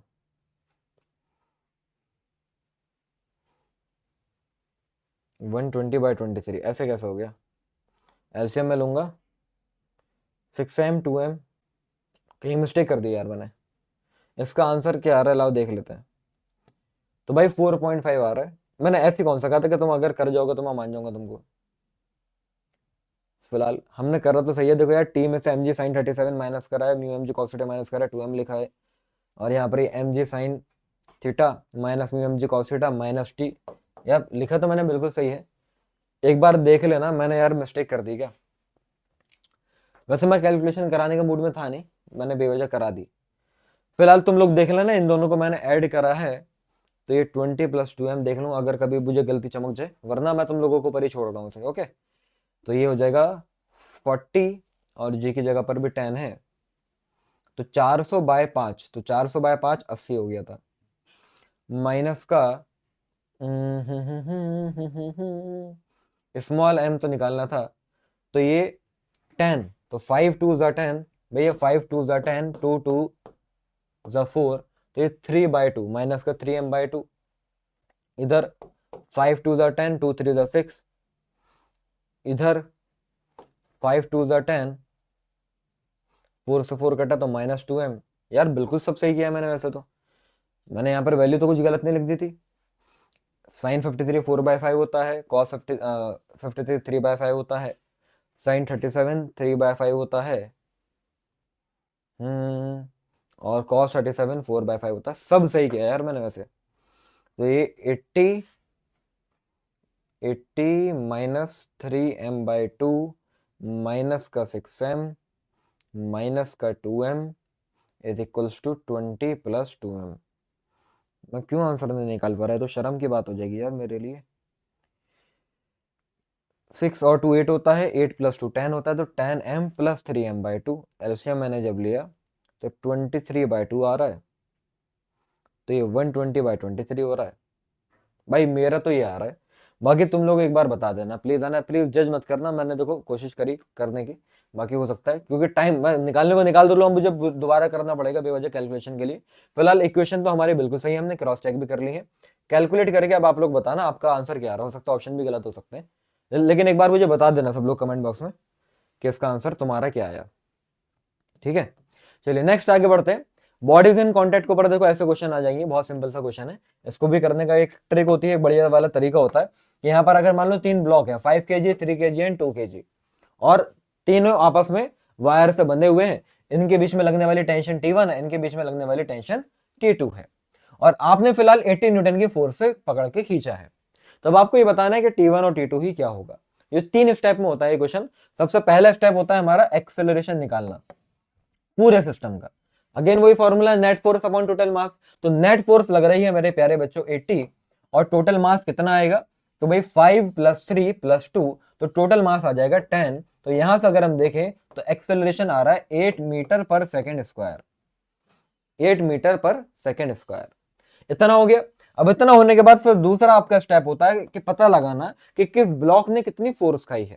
तो देखो फोर्स का फॉर्मूला मास इंटू एक्सेलरेशन है, तो मास 2 एक्सेलरेशन 8, तो मास इंटू एक्सेलरेशन, तो 2 8 16, तो इसने 16 न्यूटन की फोर्स खाई है। ऐसे ही इसने 3 8 24, तो इसने 24 न्यूटन की फोर्स खाई है। ऐसे ही 5 8 40, तो इसने 40 न्यूटन की फोर्स खाई है। तो किस ब्लॉक ने कितनी फोर्स कंज्यूम करी है हमें पता चल गया। अब आप देखो तीसरा काम जिसके थ्रू आंसर आएगा तुम्हारा, तो T2 क्या होगा। यार आपने 80 न्यूटन की फोर्स तो लगाई, जिसमें से 16 इस ब्लॉक को चलाने में लग गई, तो बची कितनी रह गई सर, 80 में से 16 को माइनस कर दो, तो वो आएगा 64। मतलब यहां से T2 हमारा 64 न्यूटन हो जाएगा। बात खत्म नहीं हुई अभी। अब ये 64 अगर आया तो अगेन अब यहां पर T1 अगर निकालना है, तो इस ब्लॉक को चलाने में लगाई कितनी 64 और लगी कितनी एक्चुअल में 24। तो 64 में से हमने 24 को माइनस करा तो कितना आया 40 न्यूटन। मतलब यहां पर T1 जो है वो 40 न्यूटन है। सिंपल सी बात है। तो T1 और T2 की वैल्यू पूछ रहे थे तो 40 और 64 आ गई। चलिए आगे, सिंपल क्वेश्चन अगेन। हाँ जी, चलो यार आगे बढ़ते हैं फटाफट नेक्स्ट सवाल के ऊपर। अब ये देख लो, ये 2023 का क्वेश्चन है। यहां पर क्या बोला गया, यहां पर बोला जा रहा है कि at any instant the velocity of a particle, एक ऑब्जेक्ट है जिसका मास हमें दे रखा है आधा किलो का, भाई 500 ग्राम दे रखा है और उसकी वेलोसिटी भी हमें दे रखी है। आपको ये बताना है कि जब टाइम 1 सेकंड होगा तो उसके ऊपर लगने वाली फोर्स इतनी आ रही है, तो एक्स की वैल्यू क्या होगी। सिंपल क्वेश्चन है। देखिए क्या मैंने बोला कि फोर्स का फॉर्मूला क्या होता है भाई, मास इंटू एक्सेलरेशन होता है। मास दे रखा है आधा किलो मतलब 1/2 और एक्सेलरेशन बताना है तो एक्सेलरेशन निकाल लेंगे। कैसे निकालेंगे, देखो भाई वेलोसिटी हमें दे रखी है 2ti cap plus 3t² j cap. अब वेलोसिटी से एक्सेलरेशन तो हम निकाल ही सकते हैं यार, इतना तो हमें आता है, तो काइनेमेटिक्स की बातें हैं। तो इसको आप डिफरेंशिएट कर दो टाइम के टर्म्स में, तो ये हो जाएगा 2i cap plus 6t j cap और जहां t है वहां पर आप 1 रख दोगे तो ये बन जाएगा 2i cap plus 6j cap. समझ रहे हो। अब यहां पर बस वो आपको रख देना है, तो ये 2i cap plus 6j cap जब आपने एक्सेलरेशन की जगह पर रखा तो ये हमारा बन जाएगा i cap plus 3j cap. तो हमारी फोर्स आ रही है i cap plus 3j cap and according to the question उनकी फोर्स आ रही है i cap plus xj cap. तो x की वैल्यू तो पूछ रहे थे, तो x की जगह पर 3 दिख रहा है, तो आंसर हमारा डी हो जाएगा। क्या आप ये सवाल खुद से सॉल्व कर पाए या नहीं बताओ, देख लो। चलते हुए हैं भाई फिर हम आगे अगले सवाल की तरफ। अगेन गुड क्वेश्चन पुली के ऊपर, again good question, you are a good question भाई। अब इसको देखिए, ऐसे ऐसे भी क्वेश्चन आ सकते हैं। तो मल्टीपल पुली वाले क्वेश्चन जो होते हैं कंस्ट्रेंट मोशन के ऊपर है। ये क्या बोला गया भाई, आप देखो पहले तो सिस्टम क्या है। ये ऊपर सीलिंग से एक ऐसे वायर आया जो पुली से पास करा, फिर ये वाली पुली से पास करा और इस ब्लॉक से ये अटैच्ड है। इस ब्लॉक का मास आपको दिख रहा है कि भाई 2 kg है और इस ब्लॉक का मास दिख रहा है आपको 4 kg है।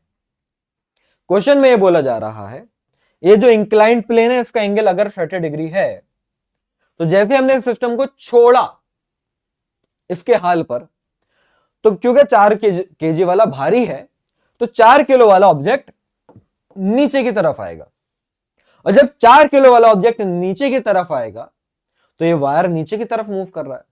तो ये जब नीचे की तरफ मूव कर रहा है तो ये वाला ऑब्जेक्ट इमेजिन करो जरा, अपने दिमाग में इस फिगर को मोशन में लाओ। अरे यार दिमाग का तुम इस्तेमाल तो करो भाई, तुम रुकी हुई चीज को मोशन में ला सकते हो अपनी इमेजिनेशन के अंदर। वैसे तो इमेजिनेशन में तुम काफी कुछ इमेजिन कर लेते हो, है ना। तो एक फोटो को देखकर इसको भी जरा इमेजिन कर ही लो कि यहां पर ये ब्लॉक इमेजिन करो, ये नीचे जा रहा है, ये नीचे जा रहा है तो ये ऊपर आ रहा होगा, इतना तो हम सोच सकते हैं फिलहाल। तो आपसे ये कहा जा रहा है कि ये जो 2 kg वाला ब्लॉक ऊपर आ रहा होगा ये कितने एक्सेलरेशन से ऊपर आ रहा होगा ये बता दो। सही है। अब देखो इस टाइप के क्वेश्चन को करने के लिए सबसे पहले तो वायर में दिखाते हैं हम टेंशन। तो ये वाले वायर में टेंशन ऐसे टी ऊपर की तरफ, ये वाले वायर में टेंशन टी ऐसे ऊपर की तरफ और ये वाले वायर में ऐसे टेंशन टी ऊपर की तरफ मैंने दिखा दी है। अब आप जरा ये समझिए कि इस पुली को जो ऊपर खींचा जा रहा है वो टोटल कितनी फोर्स से खींचा जा रहा है। इधर से भी टी लग रही है, इधर से भी टी लग रही है, तो ये हो जाएगी 2t। मतलब एक्चुअल में ये वाला जो वायर है इस वायर में टेंशन हमारी जो आएगी वो 2t आएगी, इन दोनों का सम आती है। अच्छा ये जो 4 किलो का ब्लॉक है इसका वेट हो गया 40 न्यूटन नीचे की तरफ और ये जो 2 kg का ब्लॉक है तो यहां पर 20 न्यूटन मतलब कहते हैं ना भाई ये mg sin थीटा लगेगा। तो ये 2 × 10 × 1/2 मतलब यहां पर जो फोर्स नीचे की तरफ लग रही है वो मेरे हिसाब से 10 न्यूटन आ रही है, अगर मैं सही हूं तो बिल्कुल सही है ना, 10 न्यूटन आ रही है। अब आप जरा ये समझो बात को, फ्री बॉडी डायग्राम बनाते हैं। तो मैंने ये माना कि नीचे अगर आ रहा है तो ये नीचे आ रहा है मान लेते हैं ए एक्सेलरेशन से 4 kg वाला ब्लॉक। तो फ्री बॉडी डायग्राम क्या कहेगा, अरे यार नीचे लगने वाली 40 न्यूटन, ऊपर लगने वाली 2t, जा लेकिन ये नीचे ही रहा है तो फिर नीचे वाली फोर्स बड़ी होगी। तो 40 में से जब मैं 2t को माइनस करूंगा तब जाके नेट फोर्स आएगी। नेट फोर्स का फॉर्मूला मास इंटू एक्सेलरेशन, तो मास है 4 और एक्सेलरेशन मैंने a माना है। तो ये हो गई मेरी इक्वेशन 1। अब जरा अगर आप 2 kg वाले ब्लॉक को देखते हैं तो 2 kg वाले ब्लॉक में देखो ये ऊपर जा रहा है, तो जब ये ऊपर जा रहा है तो t बड़ा होगा, तो इस बार मैं t में से माइनस करूंगा। किसको माइनस करूंगा? नीचे वाली फोर्स को जो कि है 10। तो t में से क्या माइनस करा भाई? t में से मैंने 10 को माइनस करा, और माइनस करके अब जो भी नेट फोर्स आएगी वो ऊपर की तरफ आएगी। अब नेट फोर्स जब आएगी तो मास कितना है इसका? मास है यार 2। अब इसका एक्सीलरेशन क्या होगा? अब आप मजे मजे में a लिख दोगे और यहां ही गलती हो जाएगी। ए जो एक्सीलरेशन मैंने माना है वो तो 4 kg वाले का माना है, तुम्हें कैसे पता कि ये भी उतने एक्सीलरेशन से ऊपर जा रहा होगा? समझना ध्यान से। एक मैं तुमको एक कंडीशन बता रहा हूं जिसके पीछे अच्छा खासी थ्योरी है, लेकिन अभी तुमको कंडीशन याद रखो कि इन कंस्ट्रेंट मोशन टेंशन और एक्सेलरेशन का प्रोडक्ट हमेशा बराबर होता है। आई रिपीट, टेंशन और एक्सेलरेशन का प्रोडक्ट हमेशा बराबर होता है। तो यहां पर देखो टेंशन इस वायर में थी 2t और एक्सेलरेशन था a, तो प्रोडक्ट आ रहा था 2t इंटू a। अब यहां पर इस वायर में तो टेंशन खाली t है, वायर तो सेम ही चल रहा तो टेंशन तो t रही। यहां पर इस वायर में अगर टेंशन t है तो एक्सेलरेशन क्या होना चाहिए? 2a होना चाहिए, तभी तो प्रोडक्ट 2at आएगा। मतलब यहां पर ऊपर की तरफ एक्सेलरेशन मेरा एक्चुअल में 2a आ रहा है, तो मुझे 2a की वैल्यू चाहिए भाई साहब। तो ऊपर की तरफ जब मैं नेट फोर्स लिखूंगा तो मास इंटू एक्सेलरेशन लिखूंगा, तो मास तो 2 आ गया और एक्सेलरेशन मेरे प्यारे बच्चे 2a मैंने लिखा है। ये मैंने बड़ी गहराई में उतर के एक एक बात तुमको यहां पर समझाई, आई होप तुमने समझा होगा। अब क्वेश्चन में कुछ नहीं रखा, आपको क्या बताना था? आपको यही तो बताना है। निकाल लेते हैं भाई, कैसे करें भाई? ए निकालना है तो इन दोनों को इक्वेशन को माइनस मत कर देना। मैं क्या करता हूं, इस इक्वेशन को पहले 2 से डिवाइड करता हूं, तो ये बनेगा 20 minus T is equals to 2a। अब इसको और इसको मैं कर दूंगा ऐड। जब मैं इन दोनों को ऐड करूंगा तो देखो t से t कट जाएगा और ये 20 माइनस 10 हो जाएगा 10, और ये बन जाएगा 2a प्लस 4a मतलब 6a। तो यहां से एक्सेलरेशन आ रहा है 10/6। किसका एक्सेलरेशन आ रहा है 10/6? भाई उसका आ रहा है। आपको तो इसका चाहिए था, तो आपका जो एक्सेलरेशन है वो एक्चुअल में 2a है, तो वो कितना आएगा? 2 इंटू 10/6 मतलब ये हो जाएगा 10/3। 10 को हमने g बोल दिया तो ये हो जाएगा g/3। So option D is the correct answer. समझे? Option D is the correct answer. Very good question, बढ़िया क्वेश्चन, समझने वाला क्वेश्चन। तरीके से इसको देखिए, फिर मैं आगे बढ़ता हूं।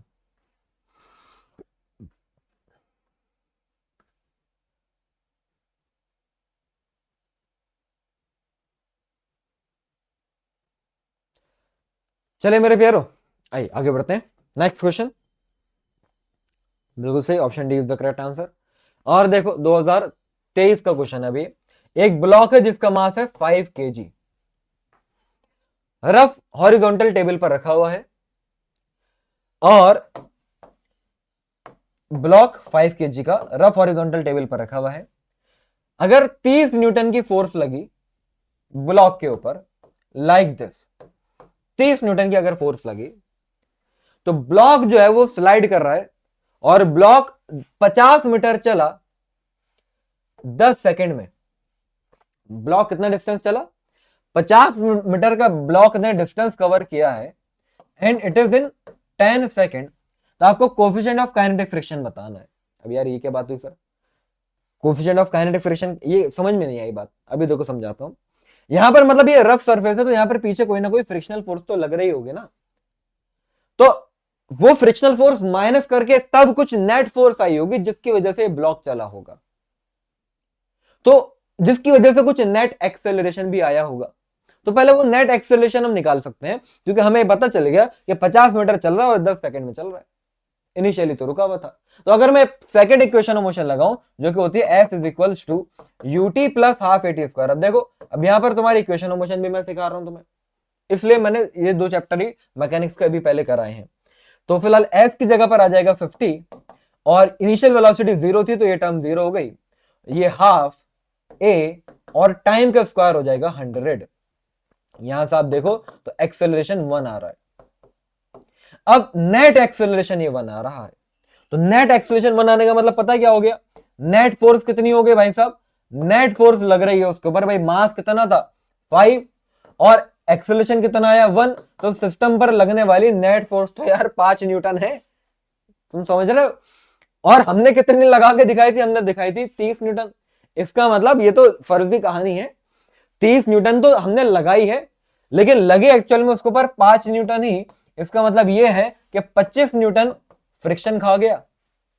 सिंपल कहानी, 25 न्यूटन कौन खा गया? फ्रिक्शन खा गया। तो लो भाई साहब, फ्रिक्शनल फोर्स आ गई, that is 25 newton. And we know that frictional force का फॉर्मूला म्यू एम जी, वो 25 है, और म्यू एम हमारा 5 है, जी हमारा 10 है, दैट इज 25। तो यहां से म्यू आ रहा है 0.5। Option D is the correct answer. Option D is the correct answer. अच्छे से एक बार इसको देख लीजिए, बढ़िया क्वेश्चन, सिंपल क्वेश्चन, लेकिन हाँ ठीक ठाक क्वेश्चन, कॉन्सेप्चुअल क्वेश्चन। चलिए आगे, आइए भाई, है ना, नेक्स्ट क्वेश्चन की तरफ चलते हैं। बिल्कुल सही, option D is the correct answer. एक और क्वेश्चन देखो, फोर्स लगी, हाँ ये भी सिमिलर क्वेश्चन है और ध्यान से सुनिएगा। फोर्स लगी 20 सेकेंड के लिए ऑन अ बॉडी जिसका मास है 20 kg।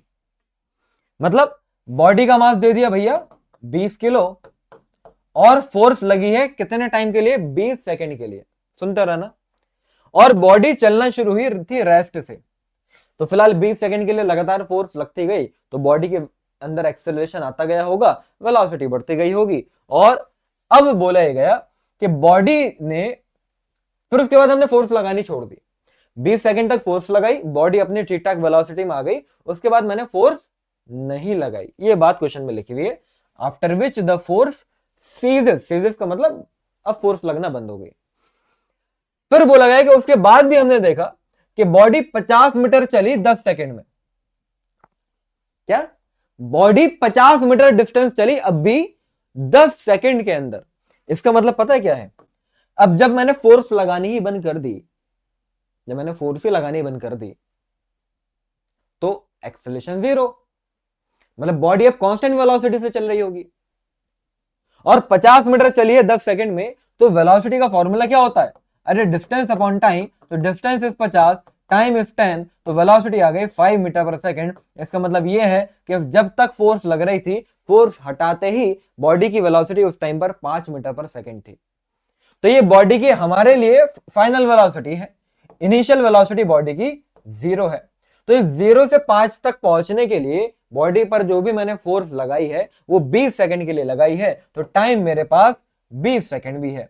तो यहां से अगर मैं देखूं, यहां से अगर मैं देखूं, मैं एक्सेलरेशन निकाल लेता हूं, जो कि होगा v minus U by T, मतलब 5 minus 0 by 20, that is 1/4। Acceleration आ गया। अगर एक्सेलरेशन आ गया, अगर एक्सेलरेशन आ गया, तो फोर्स का फॉर्मूला होता है मास इनटू एक्सेलरेशन। तो मास हो गया 20, एक्सेलरेशन हो गया 1/4, 4 5 20, तो यहां से फोर्स आ गई 5 न्यूटन। फोर्स आ गई 5 न्यूटन। तो बॉडी पर जो हमने 20 सेकंड के लिए फोर्स लगाई थी वो 5 न्यूटन की लगाई थी। ऐसे स्टेप बाय स्टेप चीजों को करना होता है, अच्छे तरीके से समझिए, फिर मैं आपको आगे लेकर चलता हूं।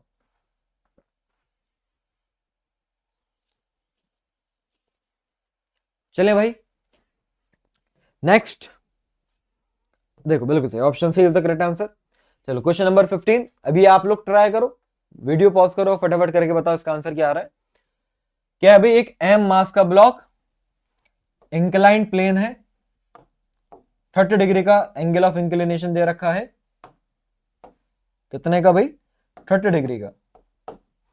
और तो ब्लॉक जो है जिसका मास एम है वो नीचे स्लाइड होकर आ रहा है g/4 एक्सेलरेशन से।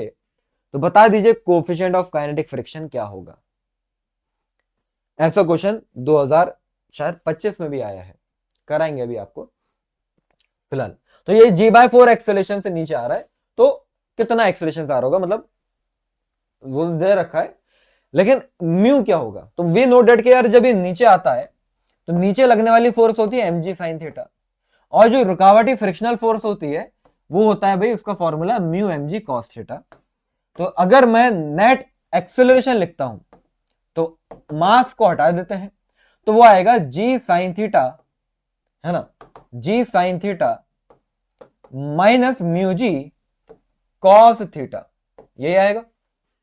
और नेट एक्सेलरेशन जी बाय 4 दे रखा है तो जी बाय 4, और यहां पर मैंने जी कॉमन लिया तो ये क्या बना, अरे ये साइन थीटा माइनस का म्यू कॉस थीटा, जी से जी कट गया, थीटा तुमको दे रखा है, म्यू अब आप निकाल के मुझे बता दो क्या आंसर आ रहा है। ये मैं आप लोगों के लिए अब छोड़ देता हूं, ठीक है, सिर्फ कैलकुलेशन आपके लिए छोड़ रहा हूं, ये अब आप करके मुझे कमेंट बॉक्स में आंसर बताइए ABCD में से आपका क्या आ रहा है, जल्दी से सारे बच्चे, फिर हम आगे बढ़ेंगे।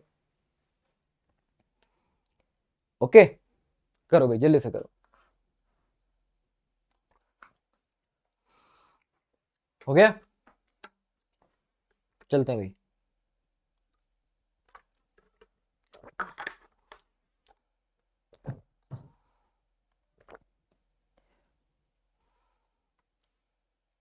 चलो भाई बढ़िया, आगे बढ़ते हैं। Next question number 16। अब देखो ये 2025 में आया हुआ क्वेश्चन है, ये क्वेश्चन कई बार आ चुका है, ये कई बार रिपीट हुआ है, एज इट इज रिपीट हुआ है।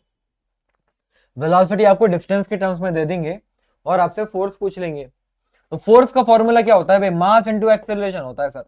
लेकिन एक्सेलरेशन का formula DV by D T, तो ये तो तब हुआ करता था जब वेलोसिटी आपको टाइम के टर्म्स में दे रखी हो।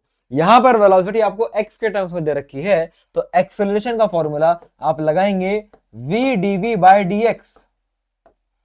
तो वेलोसिटी कितनी, अरे हो गई 4 रूट एक्स, और डीवी बाई डी एक्स मतलब अब आप 4 रूट एक्स को डिफरेंशिएट करोगे एक्स के टर्म्स में, तो 4 तो एज इट इज आएगा, रूट एक्स का डिफरेंशिएशन होता है 1/2 रूट एक्स, डायरेक्ट बता रहा हूं, रूट एक्स का डिफरेंशिएशन 1/2 रूट एक्स होता है, मैथ्स में आप लोगों ने पढ़ा ही होगा।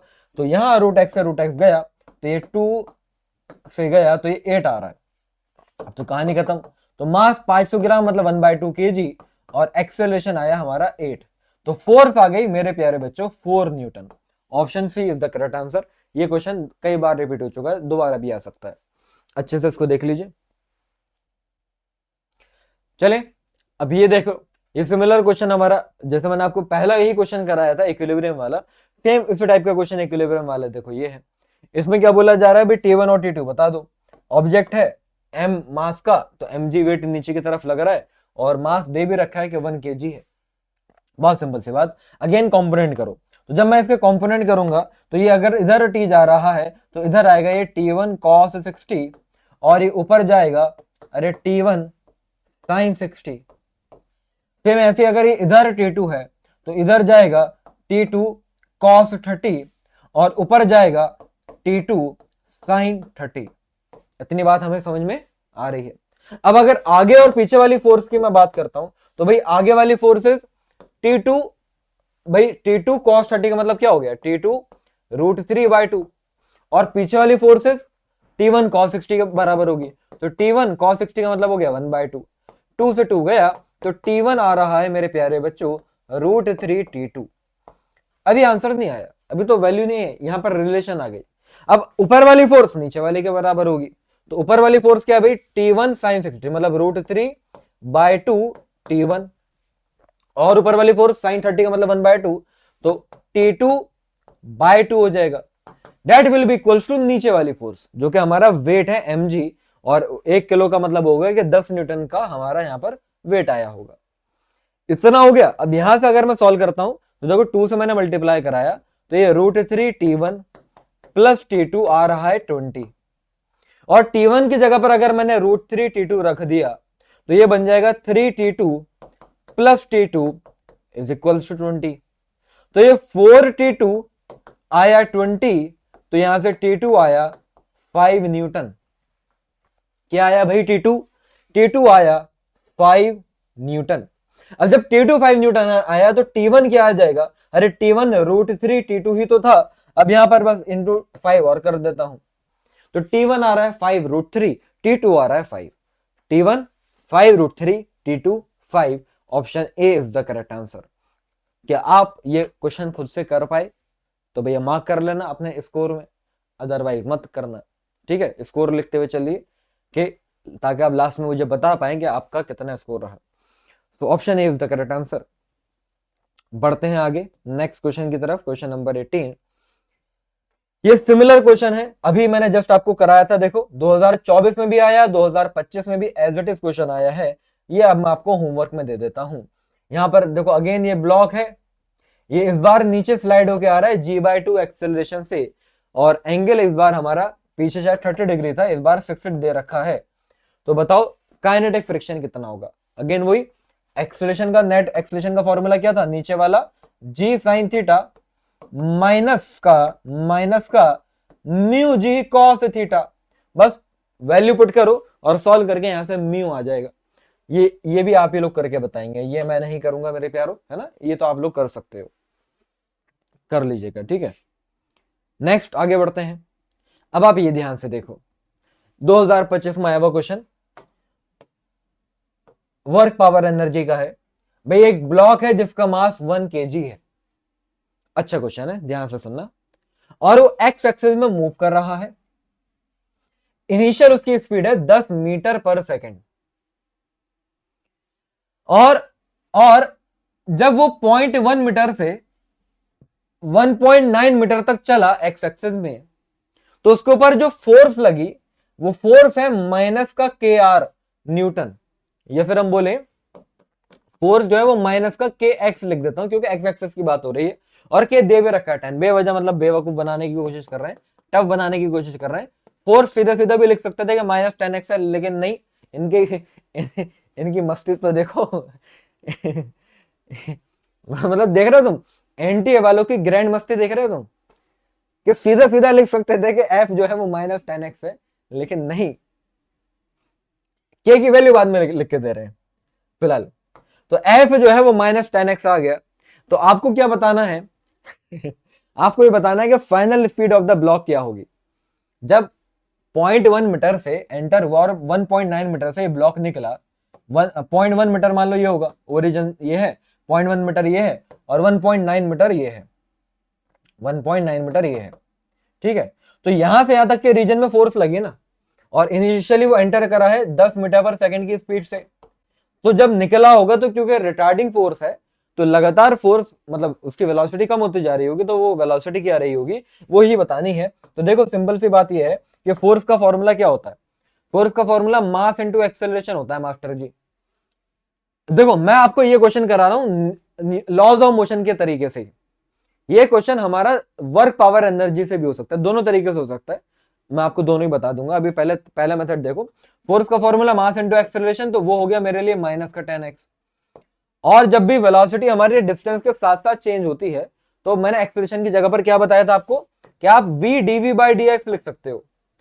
तो ये -10x के बराबर, 10x उधर जाएगा तो ये mv dv, और ये हो जाएगा माइनस का 10x dx। अच्छा मास तो 1 kg है तो 1 लिख दिया, तो लिखने की जरूरत ही नहीं है, ये हो गया। अब देखो मैं क्या करूंगा, अब मैं दोनों साइड बना दूंगा साफ, मतलब इंटीग्रेट कर दूंगा। जब मैं इसको इंटीग्रेट करूंगा, जब मैं करूंगा इसको इंटीग्रेट, तो ये v का इंटीग्रेशन होता है v²/2 -10 ऐसे ही रहा, x का इंटीग्रेशन हो जाएगा x² 2 मैंने इधर लिख दिया। अब यहां पर लिमिट लगेगी वेलोसिटी में, इनिशियल वेलोसिटी 10 थी, फाइनल v हो गई। यहां पर इनिशियल डिस्टेंस हमारा 0.1 था, फाइनल 1.9 हो गया, 2 से 2 ये कट भी गया। अब जब मैं upper limit minus lower limit put करता हूं, जैसे कि v² -100 है ना, और ऐसे ही माइनस का 10 तो ये है ही, और ये 1.9 का स्क्वायर माइनस ये करके पूरी की पूरी इधर वाली वैल्यू तो सॉल्व करके माइनस का 36 आएगी, कर लेना तुम सॉल्व। 1.9 स्क्वायर माइनस 0.1 का स्क्वायर करूंगा, 10 से मल्टीप्लाई करूंगा, वो करके 3.6 इंटू 10 36 हो जाएगा। तो फिलहाल अब बता दो आंसर क्या आ रहा है, तो पता चल ही गया होगा कि आंसर क्या आ रहा है। इतना हो गया, एक तो ये तरीका था हमारा। दूसरा तरीका मेरे प्यारे बच्चों ये था, दूसरा तरीका ये था कि मैं इसको वर्क एनर्जी थ्योरम से भी कर सकता था। तो मैं चाहूंगा कि आप सारे के सारे बच्चे वो भी लगाएं। वर्क एनर्जी थ्योरम क्या होता है, वर्क डन का formula integration of f dx ये होता है, और वर्क एनर्जी थ्योरम ये कहता है कि वर्क डन जो है वो चेंज इन काइनेटिक एनर्जी के बराबर है। तो चेंज इन काइनेटिक एनर्जी मतलब हाफ एम फाइनल वेलोसिटी का स्क्वायर माइनस इनिशियल वेलोसिटी का स्क्वायर। यहां से भी आप देखो करोगे तो आंसर सेम यही आएगा जो यहां से आ रहा है, आंसर 8 आ रहा है। एम की जगह पर 1 रख दिया, यहां पर देखो फोर्स की जगह पर वही माइनस का 10x रख दिया, तो वही तो बन गया माइनस 10x dx। और इनिशियल वेलोसिटी 100, फाइनल वेलोसिटी भी आपको निकालनी है। तो जब आप यहां से सॉल्व करेंगे ना मेरे प्यारे बच्चे, इधर वाली साइड को इंटीग्रेट करेंगे, मैं बता रहा हूं यही स्टेप बन जाएगा, सेम ये आंसर आएगा। तो जो चीज वर्क एनर्जी थ्योरम से हो सकती थी, मैंने वो लॉज ऑफ मोशन से भी तुमको सिखा दी। मतलब एक क्वेश्चन को करने का 2 तरीके मैंने तुमको बता दिए। तो कमांड क्वेश्चन पे तो तभी आएगा ना जब तुम ये बोलोगे हाँ भाई बता तुझे किस तरीके से मारना है ना, इस तरीके से मारना है या तुझे इस तरीके से मारना है। हमें तो भैया सारे तरीके आते हैं, तो इस तरीके से तुम खेलो क्वेश्चनों के साथ।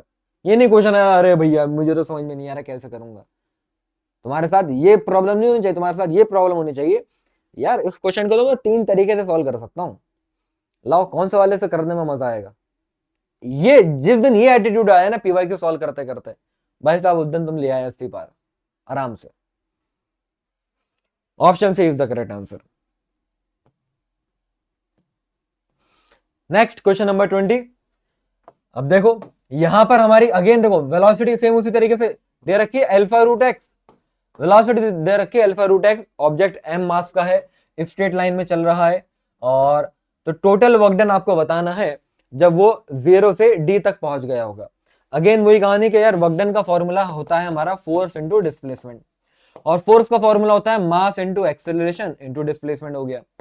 मास तो m है, एक्सेलरेशन मैंने क्या पढ़ाया आपको, एक्सेलरेशन का formula v dv by dx होता है। तो वेलोसिटी हमारी अल्फा रूट एक्स और dv बाय dx का मतलब 1/2 रूट एक्स। तो यहां से गया तो अल्फा बाय 2 आया हमारा एक्सेलरेशन। तो अब देखो मास की जगह पर मास रखा, सही कर रहा हूं नहीं कर रहा हूं, हाँ गलत कर रहा हूं। यहां पर जब dv बाय dx करा तो अल्फा रूट एक्स का डिफरेंशिएशन तो अल्फा बाय 2 रूट एक्स होगा ना, तो अल्फा स्क्वायर बाय 2 आ रहा है। तो मास m है, एक्सेलरेशन अल्फा स्क्वायर बाय 2 है और डिस्प्लेसमेंट हमारा d है। तो m alpha square d by 2, m alpha square d by 2। So option C is the correct answer. अच्छे से एक बार देख लीजिए, बढ़िया से समझ लीजिए, फिर हम आगे बढ़ते हैं। ठीक है, तो चेक करो भाई 20 में से अब तक कितने सवाल तुम कर पाए हो। बस 10 क्वेश्चन और बचे हैं, बस 10-15 मिनट की बात और है।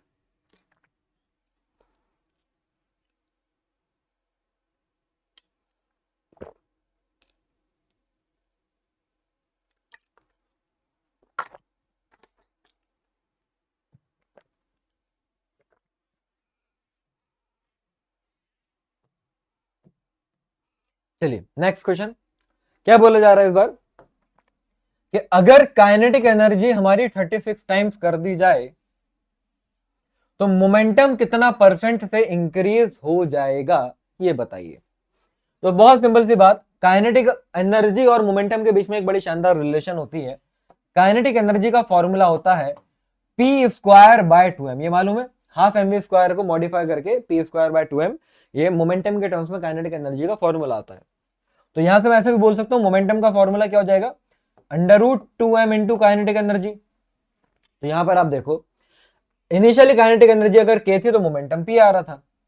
अब अगर काइनेटिक एनर्जी क्या हो गई, अब अगर काइनेटिक एनर्जी हो गई हमारी 36 टाइम्स, अगर काइनेटिक एनर्जी 36 टाइम्स है तो अब हमारा मोमेंटम 6 टाइम्स हो जाएगा। जनरली भी हम बोल सकते थे, लिखने की जरूरत नहीं थी, क्योंकि काइनेटिक एनर्जी का रूट मोमेंटम के प्रोपोर्शनल है। तो काइनेटिक एनर्जी 36 गुना बढ़ाओगे तो मोमेंटम 6 गुना बढ़ेगा। तो मोमेंटम p का क्या हो गया, 6p हो गया। तो कितना परसेंट इंक्रीमेंट आया, तो तुम देखते हैं एकदम से बोलोगे अरे 600%, अरे 60%। अरे नहीं भाई साहब ऐसा नहीं होता, ऐसे नहीं होता, ध्यान से जरा समझो, दोनों ही गलत है। अगर परसेंटेज चेंज निकालना है और नहीं अगर तुम समझ पाते हो ऐसे बातों को तो फॉर्मूला लगा लो, कोई शर्म वाली बात नहीं है। Final minus initial by initial into 100, ये होता है परसेंटेज का फॉर्मूला। तो फाइनल आया 6p, इनिशियल था p divided by p into हो जाएगा 100। तो भाई 6p में से p गया तो 5p बचा, तो 5p divided by p into 100, देखो तुमने सोचा भी नहीं होगा कि 500% आएगा। लेकिन अगर तुम थोड़ा सा सोचते ना कि यार p तो पहले से ही है, कितना परसेंट बढ़ाना है, 500%, मतलब 5 टाइम्स और बढ़ा दूंगा, तो p में अगर 5 टाइम्स और बढ़ा दिया, 5p और बढ़ा दिया तो 6p बन जाएगा। तो ऐसे भी हम सोच सकते थे, बिना सॉल्व करे भी आंसर हमारा 500% मिल जाता। तो option B is the correct answer, बिल्कुल सही बात है। Next question number 22। चलो अब इस क्वेश्चन का जवाब तो मैं चाहूंगा कि आप सभी बच्चे दें कि 4 पार्टिकल हमारे पास, चारों का मास दे रखा है और सबका मोमेंटम सेम है, तो बताओ भैया काइनेटिक एनर्जी का, किसकी काइनेटिक एनर्जी सबसे ज्यादा आएगी।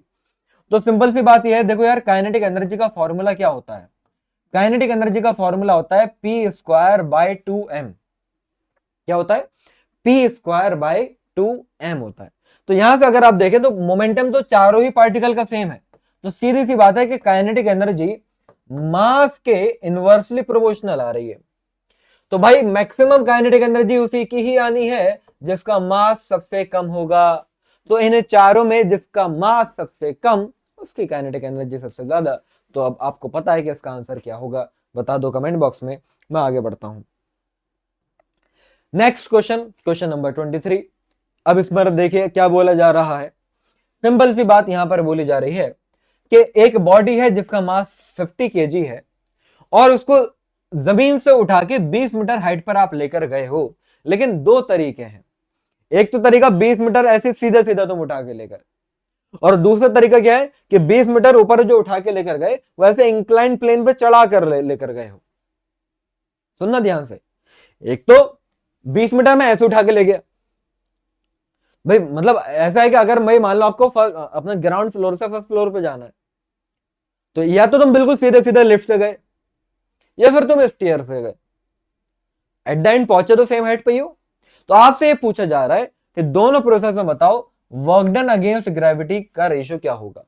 पहले और दूसरे केस में ये रेशियो बताना है, वर्क डन अगेंस्ट ग्रेविटी। तो मैं आपको बताऊं, gravitational force is a conservative force. तो क्या हो गया सर, होगी कंजर्वेटिव, अपने घर में होगी कंजर्वेटिव, हम क्या करें भाई। इसका मतलब पता है क्या होता है कंजर्वेटिव फोर्स का मतलब यह है कि work done by conservative force path independent होता है, वो इनिशियल और फाइनल स्टेट पे डिपेंड करता है। तो इसका मतलब यह हो गया कि आप नीचे से ऐसे सीधे सीधे ऊपर जाओ या ऐसे जाओ या लहराते हुए जाओ, मैटर ही नहीं करता, आप ऊपर गए तो 20 मीटर की हाइट पर ही है दोनों केस में। तो वर्क डन का फॉर्मूला mgh होता है भैया। तो दोनों ही केस में मास सेम, जी सेम, एच सेम, तो वो मैटर नहीं करता कि तुम ऐसे गए हो या सीधा सीधा गए हो, दोनों ही केस में वर्क डन सेम आएगा। तो मेरे प्यारे बच्चों यहां पर वर्क डन का रेशियो क्या हो जाएगा, तो 1:2 क्यों लिख रहा हूं मैं, जब सेम हो जाएगा तो 1:1 हो जाएगा। तो option C will be the correct answer. 2024 का सवाल देख लीजिए, सही है। चलो और एक और ये बढ़िया क्वेश्चन है, रिबाउंड वाले जब क्वेश्चन आते हैं तो बढ़िया होते हैं। 2025 में इस टाइप का नहीं आया, लेकिन 26 में देखो आ सकता है दोबारा, अच्छे से समझ लेना। यहां पर क्या है तो कंजर्वेशन पर ये, यहां पर एक बॉल है जो कि ग्राउंड से एच हाइट पर है, एक बॉल जो ग्राउंड से कितनी हाइट पर है, एच हाइट पर है। मैंने इसको छोड़ा, मैंने इसको ड्रॉप करा एच हाइट से, ठीक है। तो वो गिरी ग्राउंड से टकराई तो टकरा के वापस ऊपर गई, और जब वो ऊपर गई तो वो कितनी हाइट पर गई, वो h/2 हाइट पर गई। बॉल कितनी हाइट पर गई, h/2 हाइट पर गई। आपको ये बताना है the percentage loss of energy initial as well as, है ना, ऑफ द इनिशियल सिस्टम। मतलब जब बॉल टकरा के ऊपर गई है तो देखो आधी हाइट पे गई नहीं गई, तो उसमें कितनी एनर्जी का लॉस हो गया, एक तो ये बता दो। दूसरा ये बताओ कि velocity of ball before it strike the ground, जब ये बॉल ग्राउंड पर टकराई होगी तो कितनी वेलोसिटी से टकराई होगी।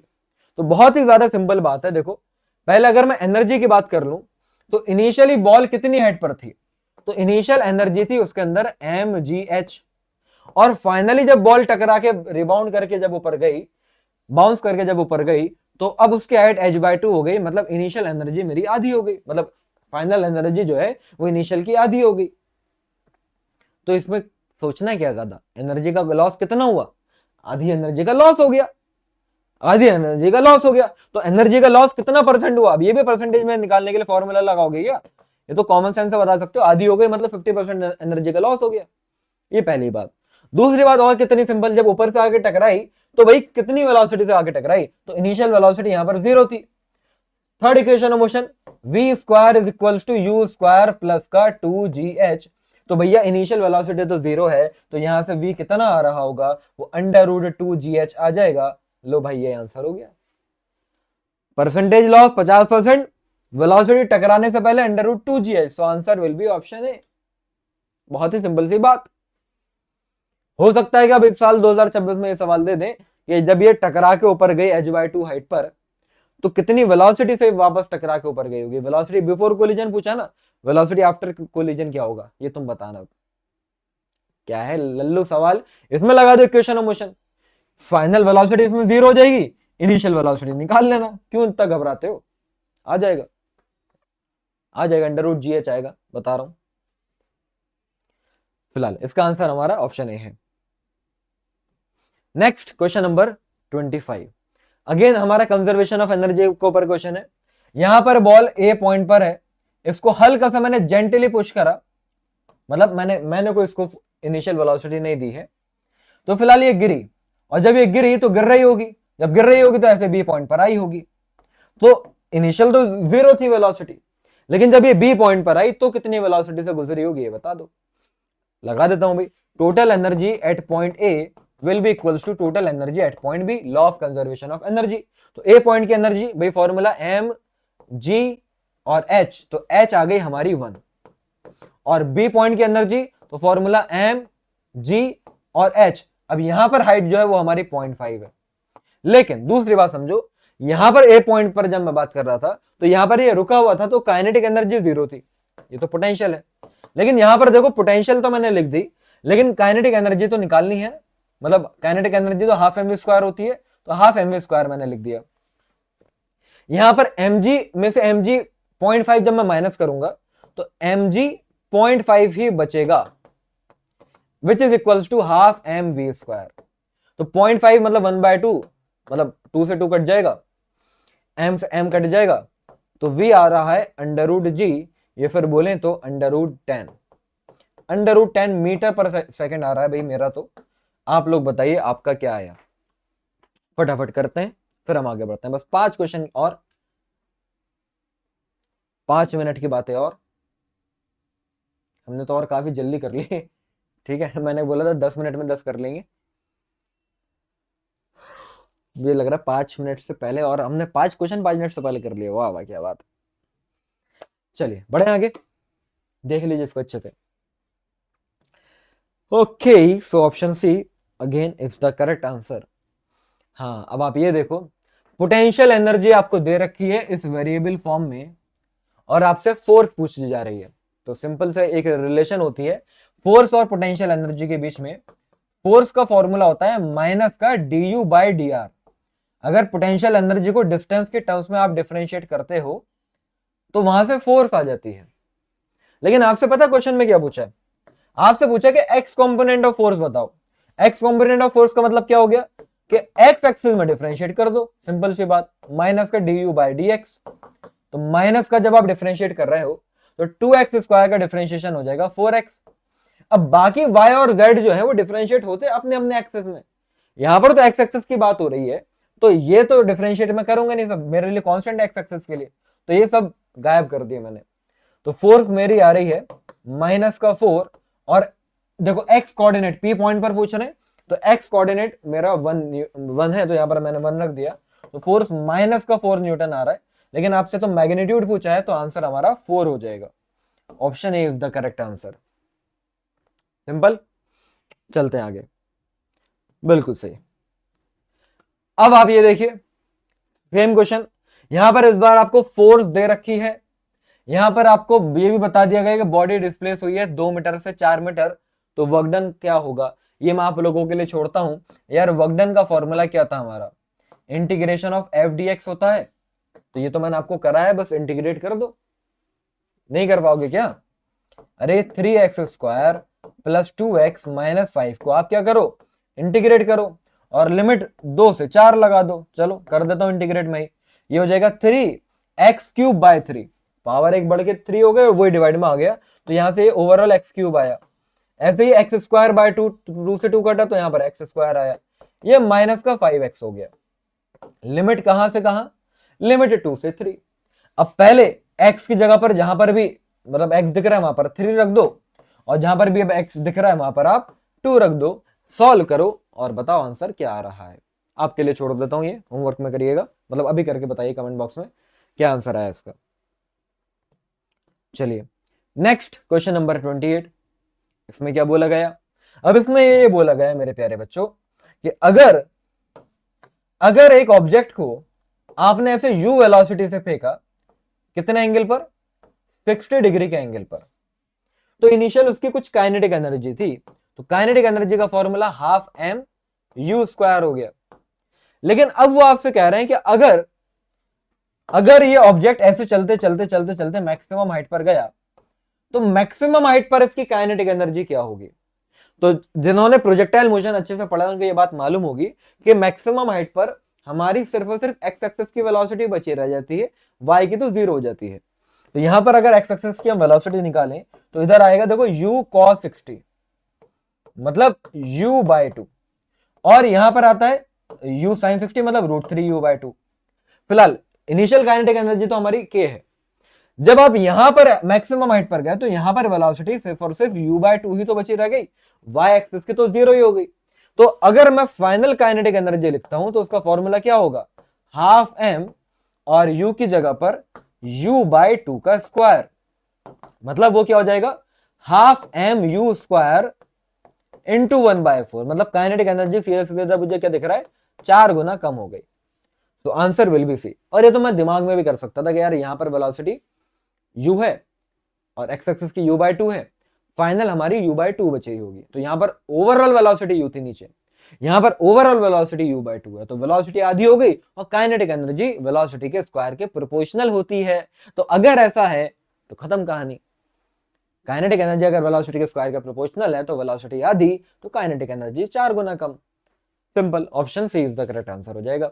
ये इसी साल का क्वेश्चन है, ऐसे ऐसे क्वेश्चन आते रहते हैं। चलिए बस 2 क्वेश्चन और है। अब यार ये तुम कर लोगे, सिंपल क्वेश्चन है। यहां पर आपको देखो फोर्स दे रखी है, यहां पर आपको डिस्प्लेसमेंट दे रखा है, दोनों वेक्टर फॉर्म में दे रखे हैं।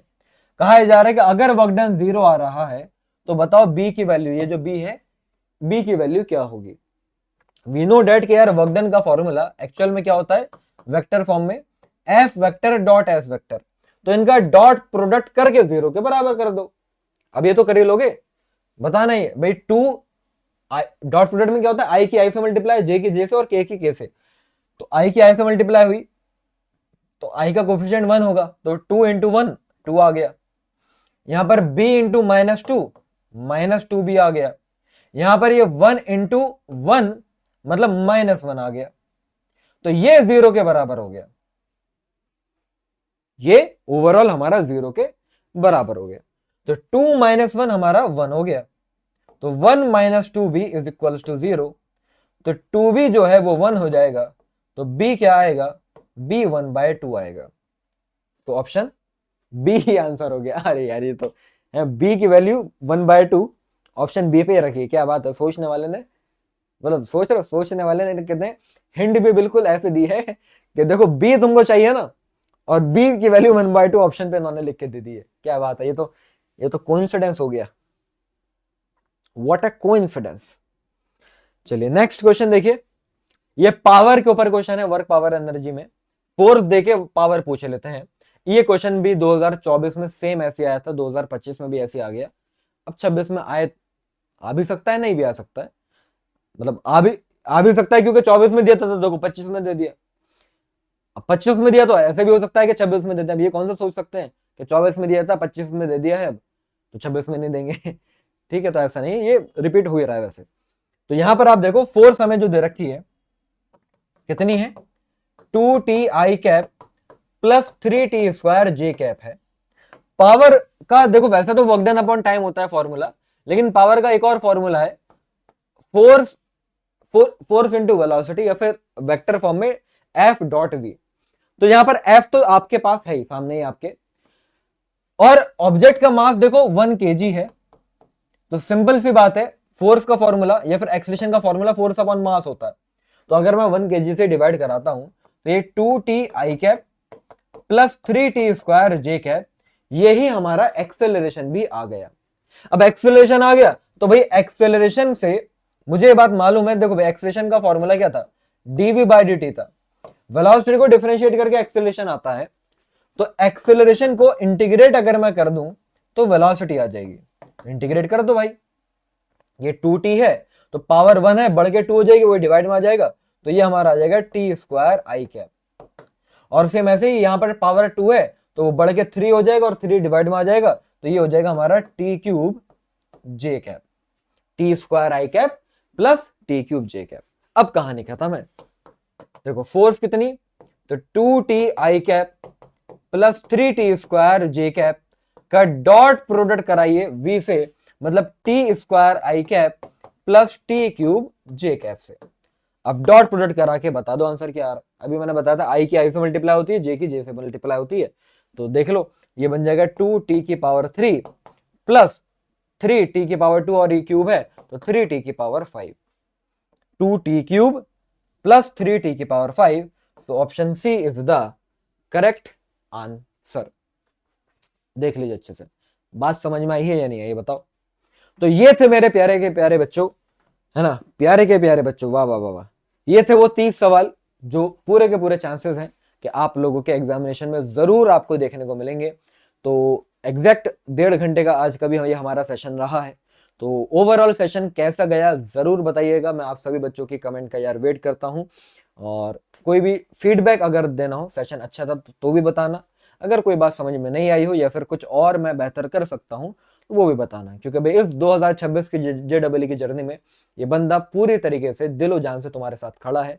तो जो तुम बोलोगे वो करने के लिए तैयार हूं, बस तुम जो बोलोगे वो मैं कर रहा हूं, तो बस मैं जो बोल रहा हूं वो तुमको करना है कि इस बार फिजिक्स में 80 पार लाने हैं हर हाल में, हर एक बच्चे को। आई होप इतना तुम कर लोगे, बस अगर तुम इतना कर लो ये मेरी सारी की सारी मेहनत कामयाब हो जाएगी। बस मैं ये चाहता हूं कि तुम अच्छा कर जाओ, ठीक है, बस उसी में मेरी कामयाबी है। तो मिलते हैं बच्चों अगले सेशन में, जब तक के लिए tata bye bye, see you, जय हिंद।